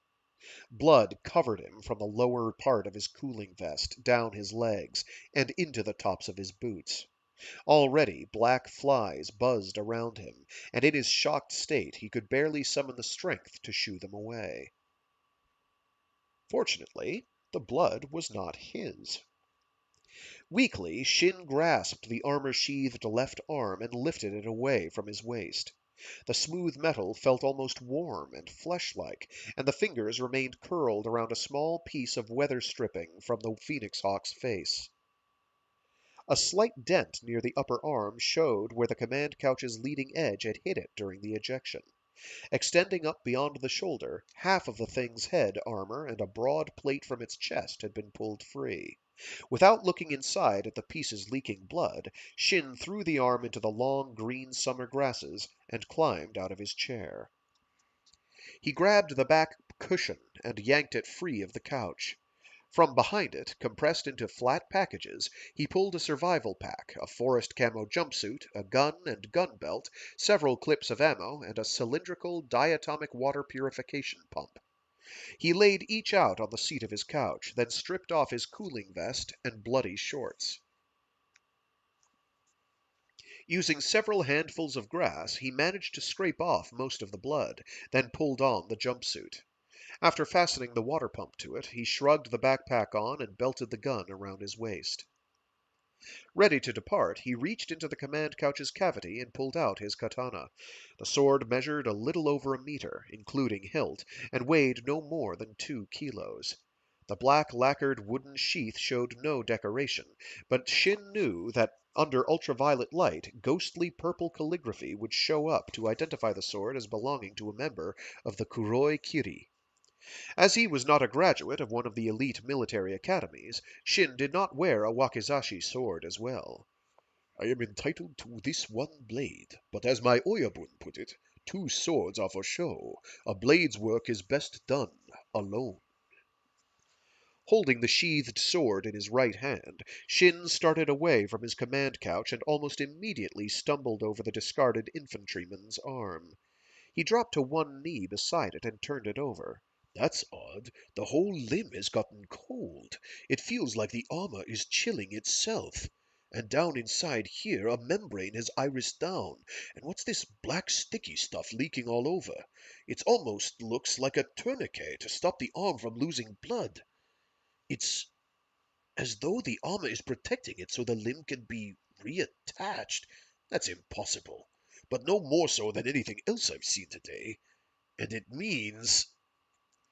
At the sound of grasses rustling behind him, Shin came up in a whirl. The katana flashed from its sheath and swung down in a glittering silvery arc. A last-second adjustment to account for the raider's incredible height guided the slash through the side of his neck and splashed crimson over his shoulder. The raider staggered back, and failing to steady himself because of his missing arm, fell awkwardly to his back. Bile burned Shin's throat. The black, tar-like substance he had seen on the discarded arm coated the raider's exposed flesh with a thin membrane, but leaked a little blood around the cut. New jets of black fluid pumped from the portion of the helmet still in place. It oozed down over the raider's face and head, filling the wound and choking off the flow of blood. Shin heard a hissing and saw clear fluid spurt into the air. The raider moaned in concert with it, then smiled insanely. Eyes and teeth stark white amid a dripping black face, he rolled to his feet. Shin dropped the sword and pulled his pistol. Unlike most of his compatriots, he preferred a heavy slug-throwing weapon to a lighter needle-shooter. Holding the gun rock steady in his left hand, he aimed at the raider's exposed left breast and pulled the trigger twice. Both slugs hit and jerked the raider half around, but did not stop him. Shin lifted his arm up, sighting on the exposed eye. Seeing the pupil as big as a saucer, he guessed the raider's armor was pumping him full of painkillers. Whatever this guy is, he's not in pain. I hope like hell the body works the same way as ours. The first shot to the head dropped the raider to his knees, but it took the rest of the clip to kill him dead. Even with such massive trauma, the armor continued to pump the black synthetic flesh out to fill the wounds. Besides sealing the body in a black cocoon, it injected more drugs, then sprayed out some other clear chemical that killed the flies starting to land on the black skin. Shin stared dumbly at the raider and its armor until the sounds of battle brought him back from his confusion. He knelt and fastened the arm to his pack. I have to take this with me. With its arm torn off, that thing survived a 250-meter drop to the ground and tracked me to this spot where it took 8 rounds to kill it. If I have killed it. He glanced back over his shoulder at the black curtain of smoke that had risen to hide the sun. These are no periphery bandits, that's for sure. I don't know what they are, but if they decide to take every world in the inner sphere, who can stop them?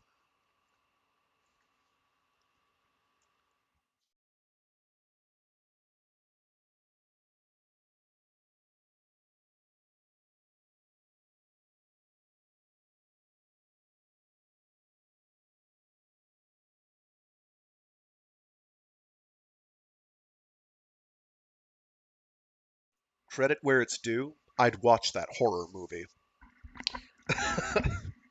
That scene is very well rendered. That's also pretty much what we have for the cover as well, which is, I just said as well several times as well. As well as saying, it's Chapter 17. Trell 1. Tamar March. Lyran Commonwealth. 13th April, 3050. Commandant Victor Steiner Davion ducked his Victor. Oh, of course he's piloting a Victor. He would, wouldn't he? Commandant Victor Steiner Davion ducked his Victor and sidled it left through the subterranean lagoon as the raider mech stabbed its left weapons pod at him. The Marauder-type pod spat the artificial lightning of a particle projector cannon. The azure bolt sizzled over the Victor's right shoulder, drilled into a massive icicle clinging to the cavern's ceiling, and split it with a thunder crack. Despite the frost covering his mech's viewplate, the intense blue of the energy weapon lit his cockpit like a strobe.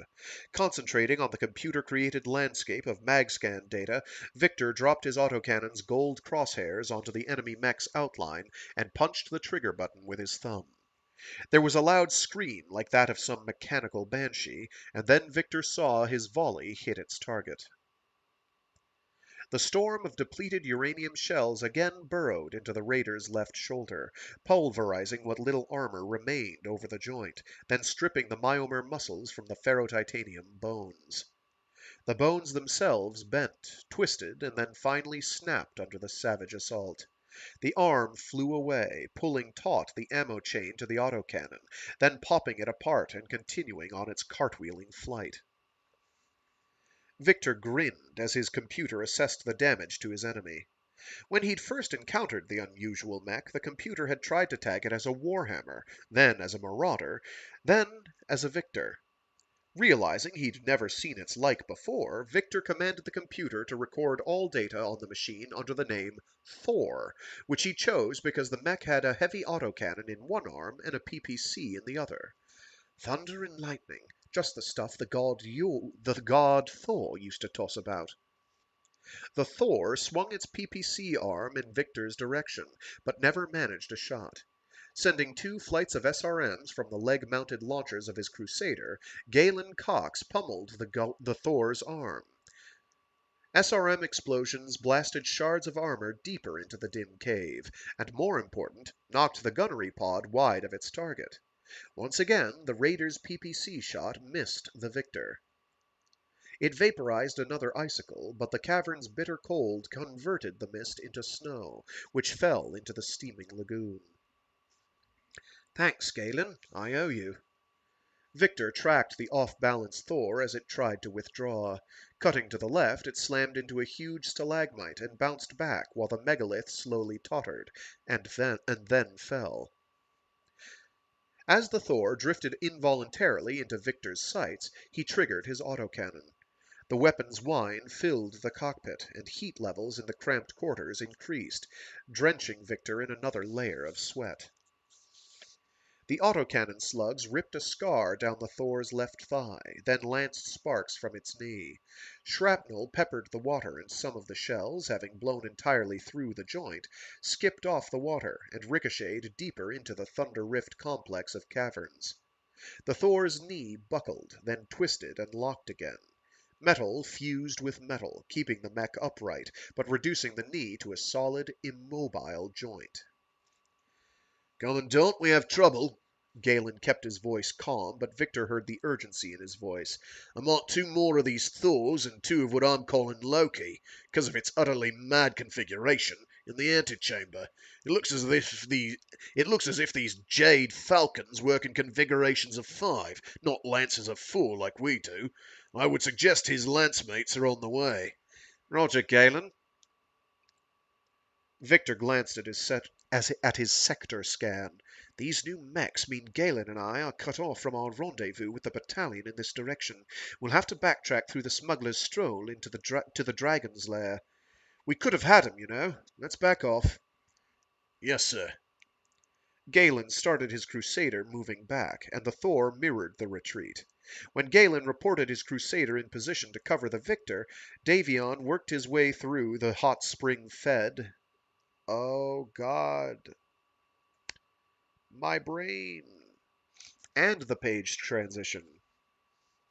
When Galen reported his Crusader in position to cover the Victor, Davion worked his way through the hot spring-fed underground lake. Feeling somewhat safer with a palisade of stalactites and stalagmites between him and the raider, Victor opened a radio channel to his aid. If we hadn't submerged ourselves when we first picked up those reports of a scout moving through here, do you think we would have gotten him? Galen's reply came after a moment or 2 of thought. If he'd been running on mag-scan, he would have seen us and had us at a disadvantage. He must have been using infrared scanning and the hot water to help us dissipate our heat signatures. If we hadn't ambushed him, I think we'd have been in trouble. Despite all the shooting he did in that fight, he never heated up. Victor nodded to himself. If not for Cox keeping him busy and a couple of lucky shots from me, that monster would have eaten me alive. As it is, I've lost chunks of armor over my chest and right leg. The armor on Galen's Crusader has likewise been reduced to paper thinness over his right torso and left leg. These raiders are tough, but at least they're not invincible. I agree, Mr. Cox. I'm going to radio Lieutenant General Hawksworth, see if he can give us a clear route to the battalion. Victor punched 2 buttons on his command console and opened a tactical frequency directly to the regimental headquarters. Badge 1 to Den Mother, come in. Badger 1 to Den Mother, come in. I need a new vector to the front. General Hawksworth's voice sounded tight with tension. Negative, Badger 1. You are to return to the den immediately. That goes for Badger 2 as well. Victor frowned. Say again, Den Mother. Victor toggled a radio filter on and off, letting static break up the communication. I'm getting static here. Please repeat. Don't play games with me, Badger. I know all about filter switching when you hear orders you don't like. That trick got old with Redburn on St. Andre in the Fourth War. Repeat. Report to the den immediately. I want you here. Victor swallowed hard. Roger, Den Mother. Reporting home immediately.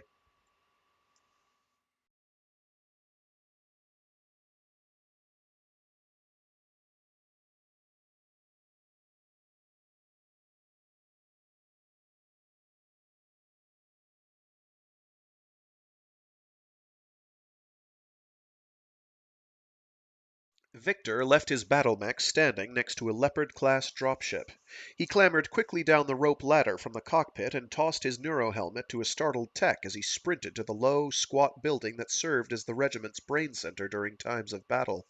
Like a lean greyhound, Galen Cox followed on Victor's heels.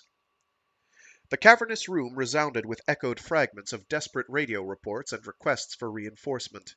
In the eerie glow of radar screens and holographic display units, the communications specialists looked especially haggard. They nodded in concert with demands for support, then punched buttons to shift the calls to others who could better deal with the problem. As Victor pulled on a parka over his cooling vest, he saw why Hawksworth had called him back to the base. Someone has to organize this place. We can't mount a defense with everything running riot the way it is here. He spotted Hawksworth hunched over a tactical display unit and cut straight through the crowd toward him. Commandant Davion reporting, sir. Hawksworth listlessly returned his salute.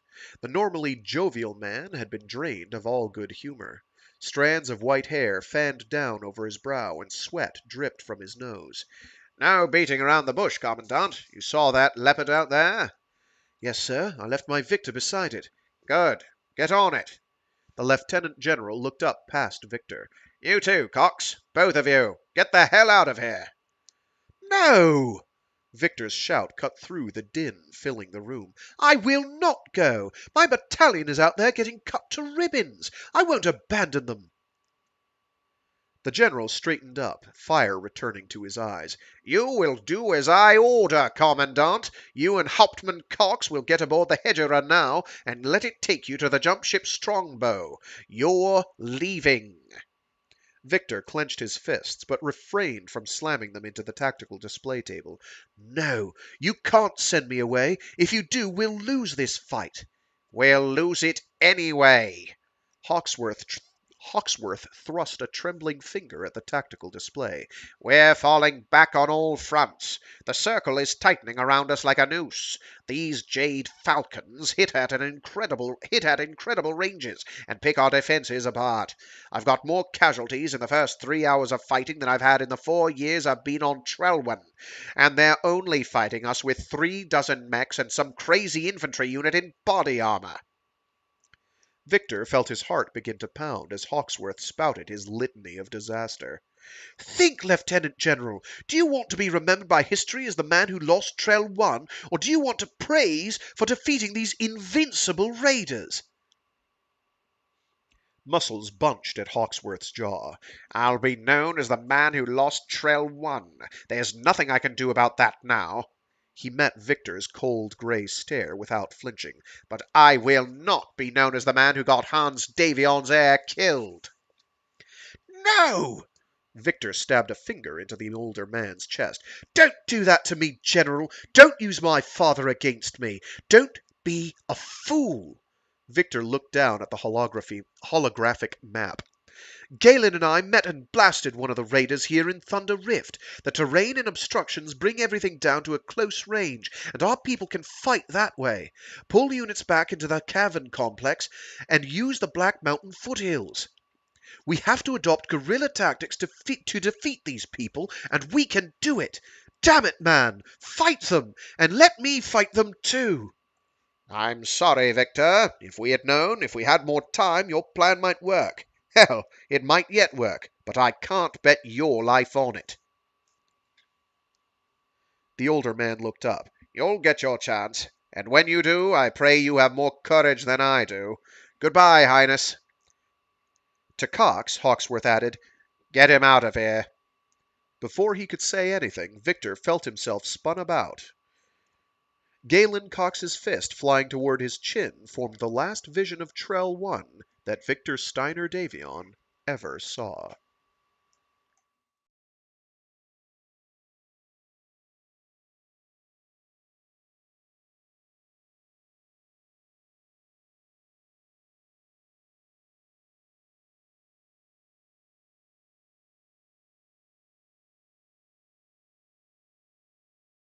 Chapter 18 Comstar First Circuit Compound, Hilton Head Island, North America, Terra. 15th April, 3050. Mindo Waterley directed the attention of the precentors to the center of the chamber. We received this transmission from our facility on Balsta yesterday. I have reviewed it once and now present it for your edification. The message is relatively short and in the precenter marshal style somewhat succinct. She clapped her hands once, sharply, and the lights in the bowl-shaped chamber dimmed. Directly above the gold star insignia of Comstar worked into the floor, the image of the precentor marshal flickered to holographic life. The image only showed him from the shoulders up, and had been so enlarged that his eye patch was the size of an aircar's steering wheel. The peace of Blake be with you, Primus. I bring you greetings from Ulrich, the Khan of the Wolf Clan. He has graciously consented to the transmission of this message, provided I release no useful military data.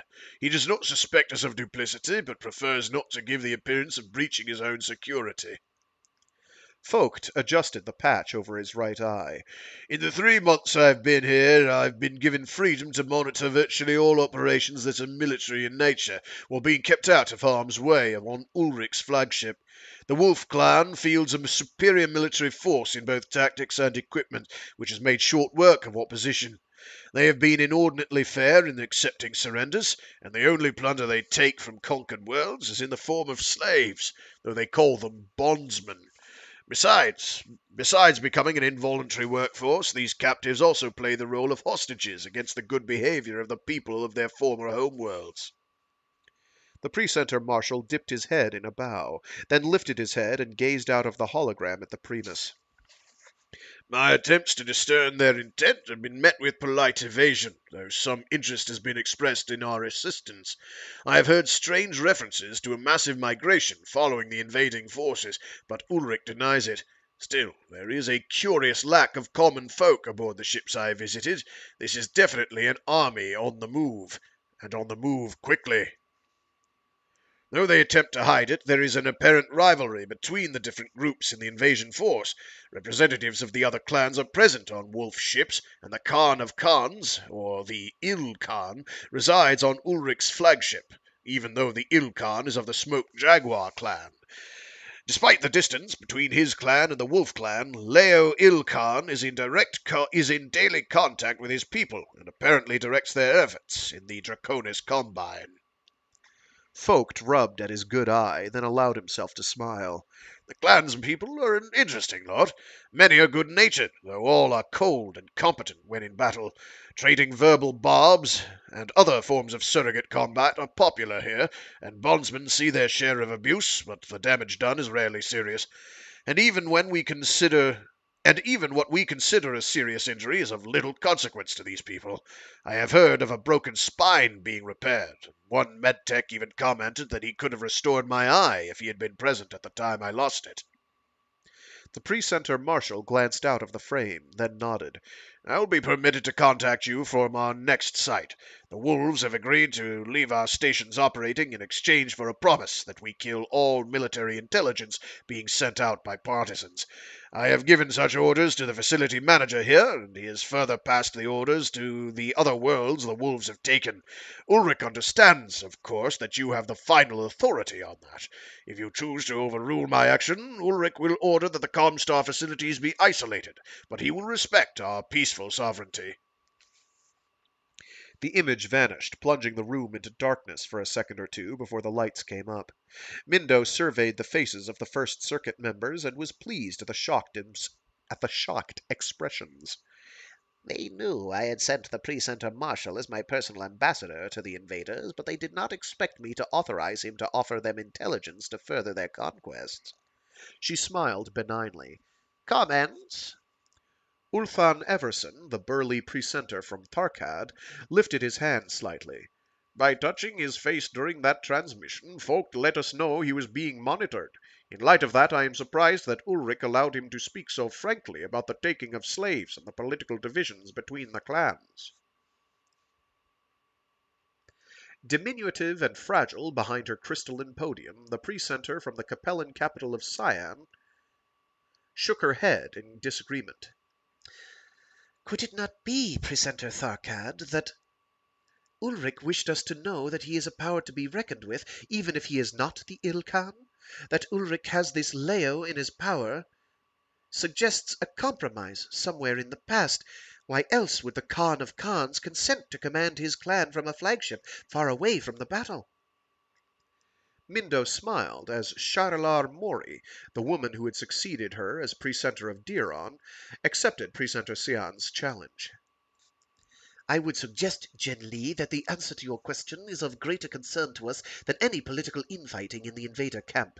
The fact that Leo is in daily contact with his forces operating over 130 light years from him, must imply that these clans have hyperpulse generators and are well versed in their use.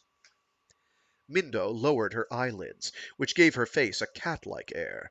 Hyperpulse generators are what give Comstar power among the successor states. It is the HPG that allows us to send instantaneous messages between planets up to 50 light years apart. We alone know how to make and operate them, and thus everyone else is dependent on our services. Through us flows great power, because we have control of communications between the stars. The sleeves of his scarlet robe flopping down around his wrists, Everson leaned forward on his podium. I do not think we have to worry about these invaders as a rival to our services, Precentor Diron. The Jade Falcon clan has already taken 10 Steiner worlds, including the deep strike at Trell 1. And the wolves who are so politely hosting the Precentor Marshal have taken the worlds of Icar and Chateau. This is more of an emergency than any competition they might offer our order. Gardner Reus, the lanky, platinum-haired precentor of Rasselhague, also stared harshly at Sharalar. I, too, must direct your attention to the worlds that have been taken. Between attacks by the wolves and the ghost bears, the Rasselhague Republic has lost 11 planets. The military threat is paramount.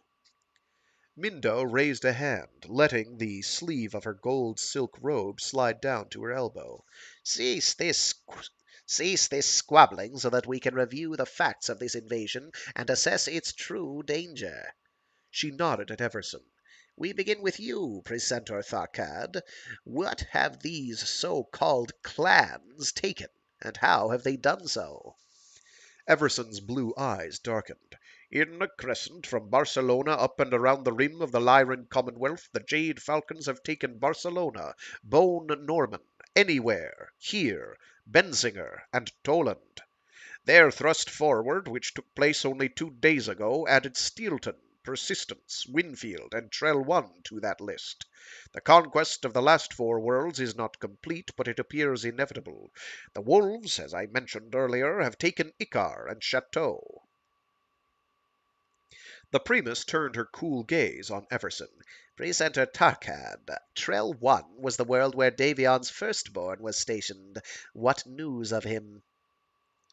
Everson addressed himself directly to her. Lieutenant General Hawksworth evacuated Victor Davion about 4 hours into the battling, and the invaders let him go. His dropship is heading for the jump ship Strongbow, which is expected to leave the system sometime tomorrow.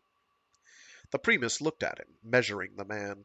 It was almost as though she knew what he might say, but she nodded for him to continue. Apparently, the prince suggested a strategy to Hawksworth before being sent off, and the general has put it into play. The plan will not keep the Jade Falcons from taking the world from Steiner, but it will make it a costlier victory. Aside from that, the situation is very dark. Bidden to speak by a gesture from the Primus, Reese recounted the losses for his state. The wolves have taken Skarlevor, Outpost Svelvik, Alig, The Edge, New Caledonia, Balsta, and St. John. The Ghost Bears have taken Thule, Damien, and Holmesbu. In their March 7 attack on Thule, they missed a prize by sending only one flight of aerospace fighters to harry a dropship heading out system. The Resselhag, Minister of Defense, was aboard the ship, and his death would have utterly crippled the Republic. Huthrin Vandel ran his fingers through his black widow's peak. From the list of captured worlds, Presenter Rasselhag, one would think the Rasselhag Republic has no defenses at all. Reese bristled at Precentor New Avalon's remarks, but restrained himself from an angry protest. You seem to find this all so amusing, Vandel, but I dare say you would be singing a different tune if the Federated Suns had been invaded. He glanced up at the Primus. The invaders have ripped through Rasselhag's troops rather easily, but are magnanimous in accepting surrender. The only exception to this rule concerns mercenaries. The clans, especially the Ghost Bears, seem to take a dim view of soldiers selling their services for money. There are no reports of prisoners being executed, but the clans have stripped captured mercs of their mechs, effectively ending their careers. So it could also be them stripping mechs of their mercs, depending on your perspective, especially if they're doing the slavery thing. Mindo cocked her head, but the utter confidence of her expression belied either curiosity or distress. How has this affected other mercenary units? Do they hold firm, or do some prefer retreat? Reese shrugged. Most remain on garrison, probably because they are not aware of all the facts. As you know, information about the invasion has been limited in its publication. We of the First Circuit must Goodness gracious. We of the First Circuit must surely have the best view of what is actually occurring. As you have instructed, only the government officials of each nation should know the extent of his losses, and each of them should imagine that only their area is hit. The general populace is not yet alarmed, and most believe that the loss of communications with a few rim worlds is nothing more serious than a raid by periphery pirates. Sharalar Mori laughed grimly. I would say, Presenter Rasselhag, that if you truly believe Theodore Kurita and Hans Davion have not guessed at the scope of the invasion, you are not fit for the position you currently hold. Neither of them is so foolish as to imagine that an invader of such might and skill would be daunted by borders drawn on a map or decided by treaty. I concede that none knows how far the invaders have come, but they can venture a very good guess. Sharalar looked up at Mindo.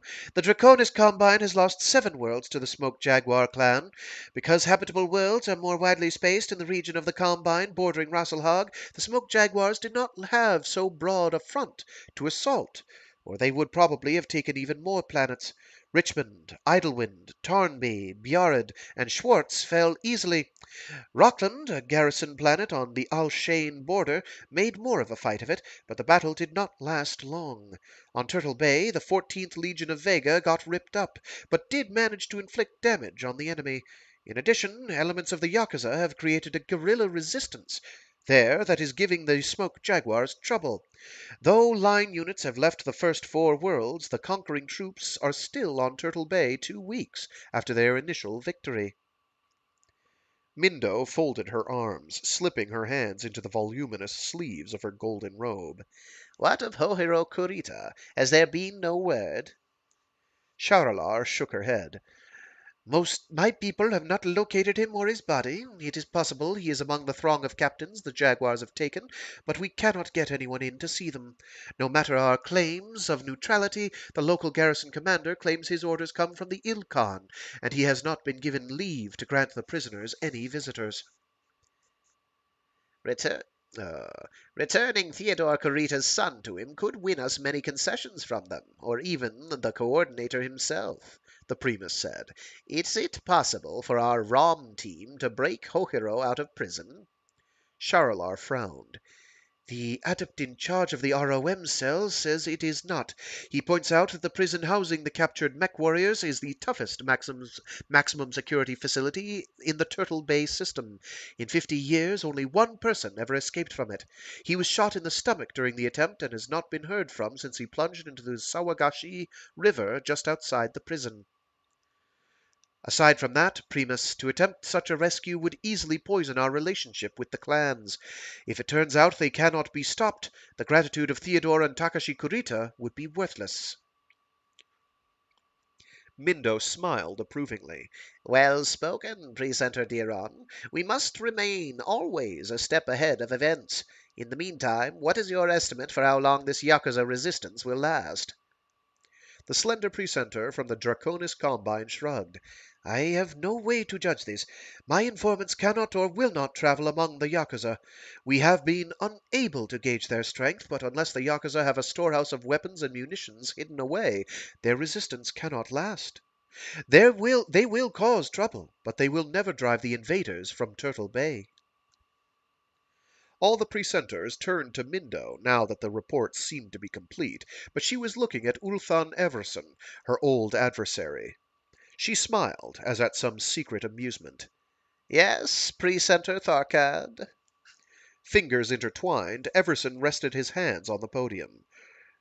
I believe, Primus, that the Precentor Marshal and Ulrich expressed interest in our offer to share intelligence with the invaders. But have we abandoned our own mission of leading humanity back into the light?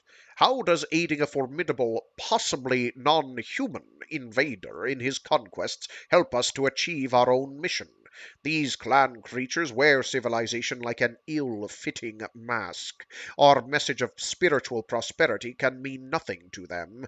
I do not see the logic in your offer to help them. My old friend, Mindo said, and Everson reddened at her patronizing tone. I believe this course of action is the most logical under the circumstances, and does advance our cause. She smiled, as though in innocent wonder, which seemed to deepen his distress. First, in exchange for military intelligence, the invaders will allow us to remain on their conquered worlds. We will be permitted to act as an interface between the populace and the invaders. In short, we will become a benevolent class of administrators able to restructure the worlds, including all governmental and, more important, educational systems, to indoctrinate the people with our message. To wit, Comstar is the savior of all mankind, and only through us can mankind rise again. She ticked off another point on one finger. Second, we can direct the invaders at targets that we want destroyed for our own purposes. We can prompt the smoke jaguars to shatter Luthien and decapitate the Draconis Combine. We can turn them toward cold Tarkad to eliminate that half of the Steiner-Davion axis. With Thomas Merrick sympathetic to our cause, we can keep the invaders away from his holding until they have spread themselves thinly enough to be defeated. Her voice dropped with the last point. Third, and oh, so final, giving the clans military intelligence means they will become dependent upon us. We will become their eyes and ears, so that on the day we cut them off, they become blind and deaf. By that time, the precentor marshal will have learned enough to enable him to defeat these hordes, and so all mankind will rejoice as Comstar rises up to destroy the alien invader. She smiled cruelly. In short, ladies and gentlemen, the clans and their invasion are a means to an end. I will use them and then discard them. Thereby, and in our own time, the dream of the blessed Blake will come true.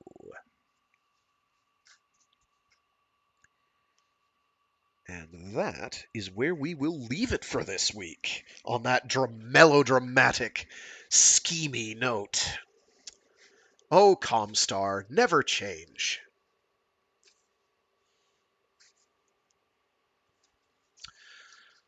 All right.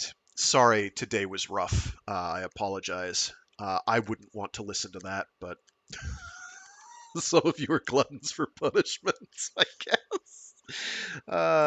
Anyway, yeah, that'll work. Yeah, so this is going roughly two streams per part slash book.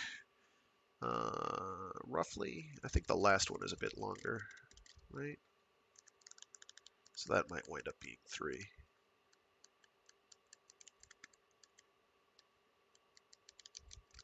No, no, there's another one.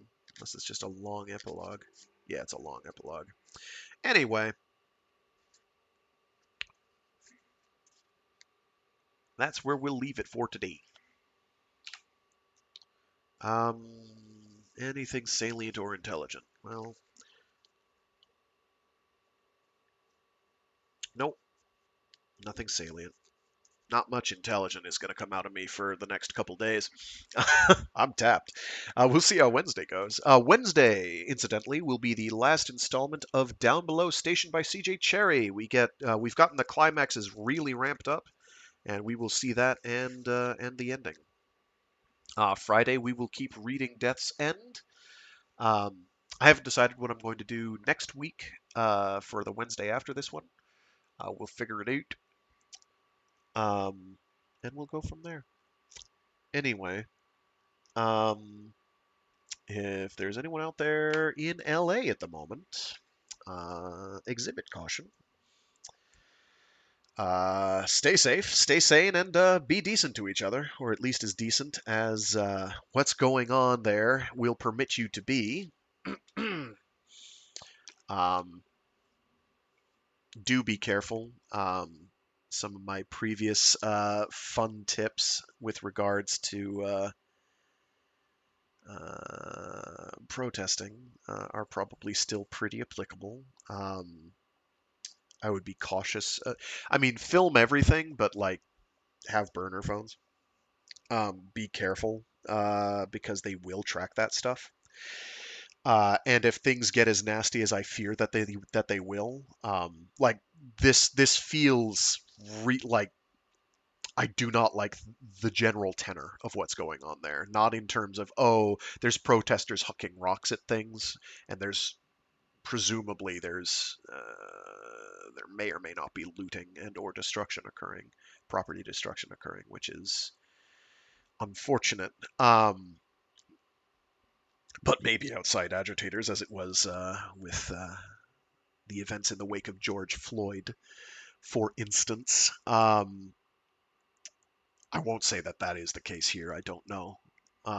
It's developing rapidly, but some of the buildup that's occurring and just kind of the general vocal tenor of some of the stuff that I'm hearing from the news media and from the some of the officials involved. Not Gavin Newsom, to his credit, he has been pretty adamant that um, this is not good. Like this is like whether he had it in hand or not. Like this sending in the National Guard was without his authorization was not helpful. Um, these further threats to send in Marines is really spooky. I do not like that. Um, I have concerns that it will turn into like a Kent State type affair. If anyone remembers that lovely altercation, Um, hopefully that will not be the case. But it is worrisome. So if there's anyone who listens to these that is out there, please be careful. Don't be at the front of the crowd, is what I'm saying. Um, but yeah, buddy system, have water, have resources on hand. But protests do basically have to continue, uh, because otherwise they don't know. Um, and if you encounter an ICE agent in a dark alley, well, give him a quick kick in the balls for me. Um, I know I say be decent to each other, but turnabout, turnabout, maybe a little bit. Um,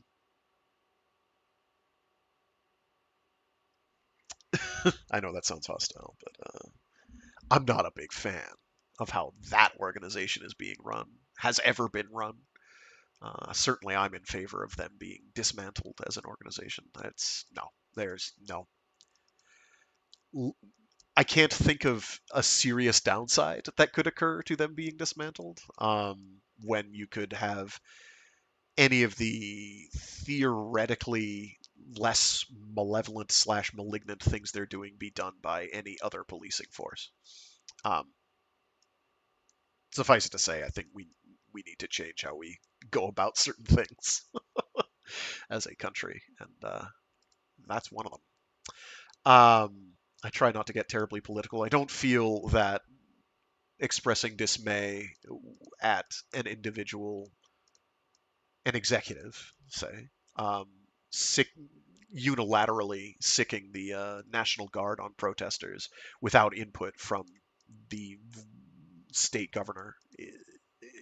I don't think it's a political statement to say that that's probably not okay. That's like I don't know if it's legal or not. I'm hearing rumblings that it's not, but that's never going to stop. That's never stopped people of an authoritarian bent ever before, and I suspect it will not stop anyone now. Um, oh well, that's not legal, so they're going to do whatever they're going to do. But yeah, if you're out there, be as safe as you can, but stick it to them, man. For any protesters out there, keep fighting the good fight, but if you get killed, you can't keep fighting. So do be careful. Uh, Preferably don't engage in looting. And be decent to your fellow protesters, I guess. Um, there we go. Yeah, that's it. That's it from me. Um, we'll see how that situation develops. Um, yeah, current events have been pretty wild. Hearing Ukraine going and doing the lovely things they've been up to. Oh man. Uh, it warms the cockles of me heart, despite the unfortunate ramifications of the escalation that are to come. It is nice to know they are still not only willing but decidedly capable of fighting for their freedom. So anyway, I don't think that's a terribly political point of view either. If it weren't a case of one country clearly being the aggressor, it'd be another thing, and then getting due recompense. Um, Anyway, that's enough out of me. I will leave you all to it. I don't know what I'm going to read after this one either. I could go back to doing what's it called? Full Metal Panic.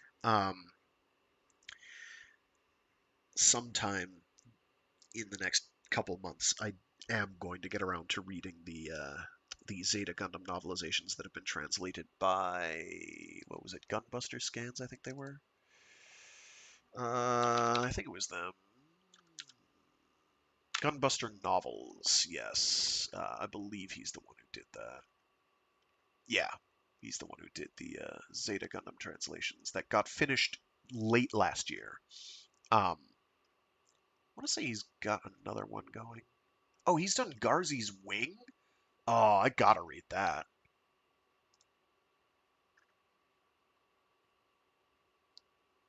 I gotta read that. I have an interest in reading more of Tomino's what's it called?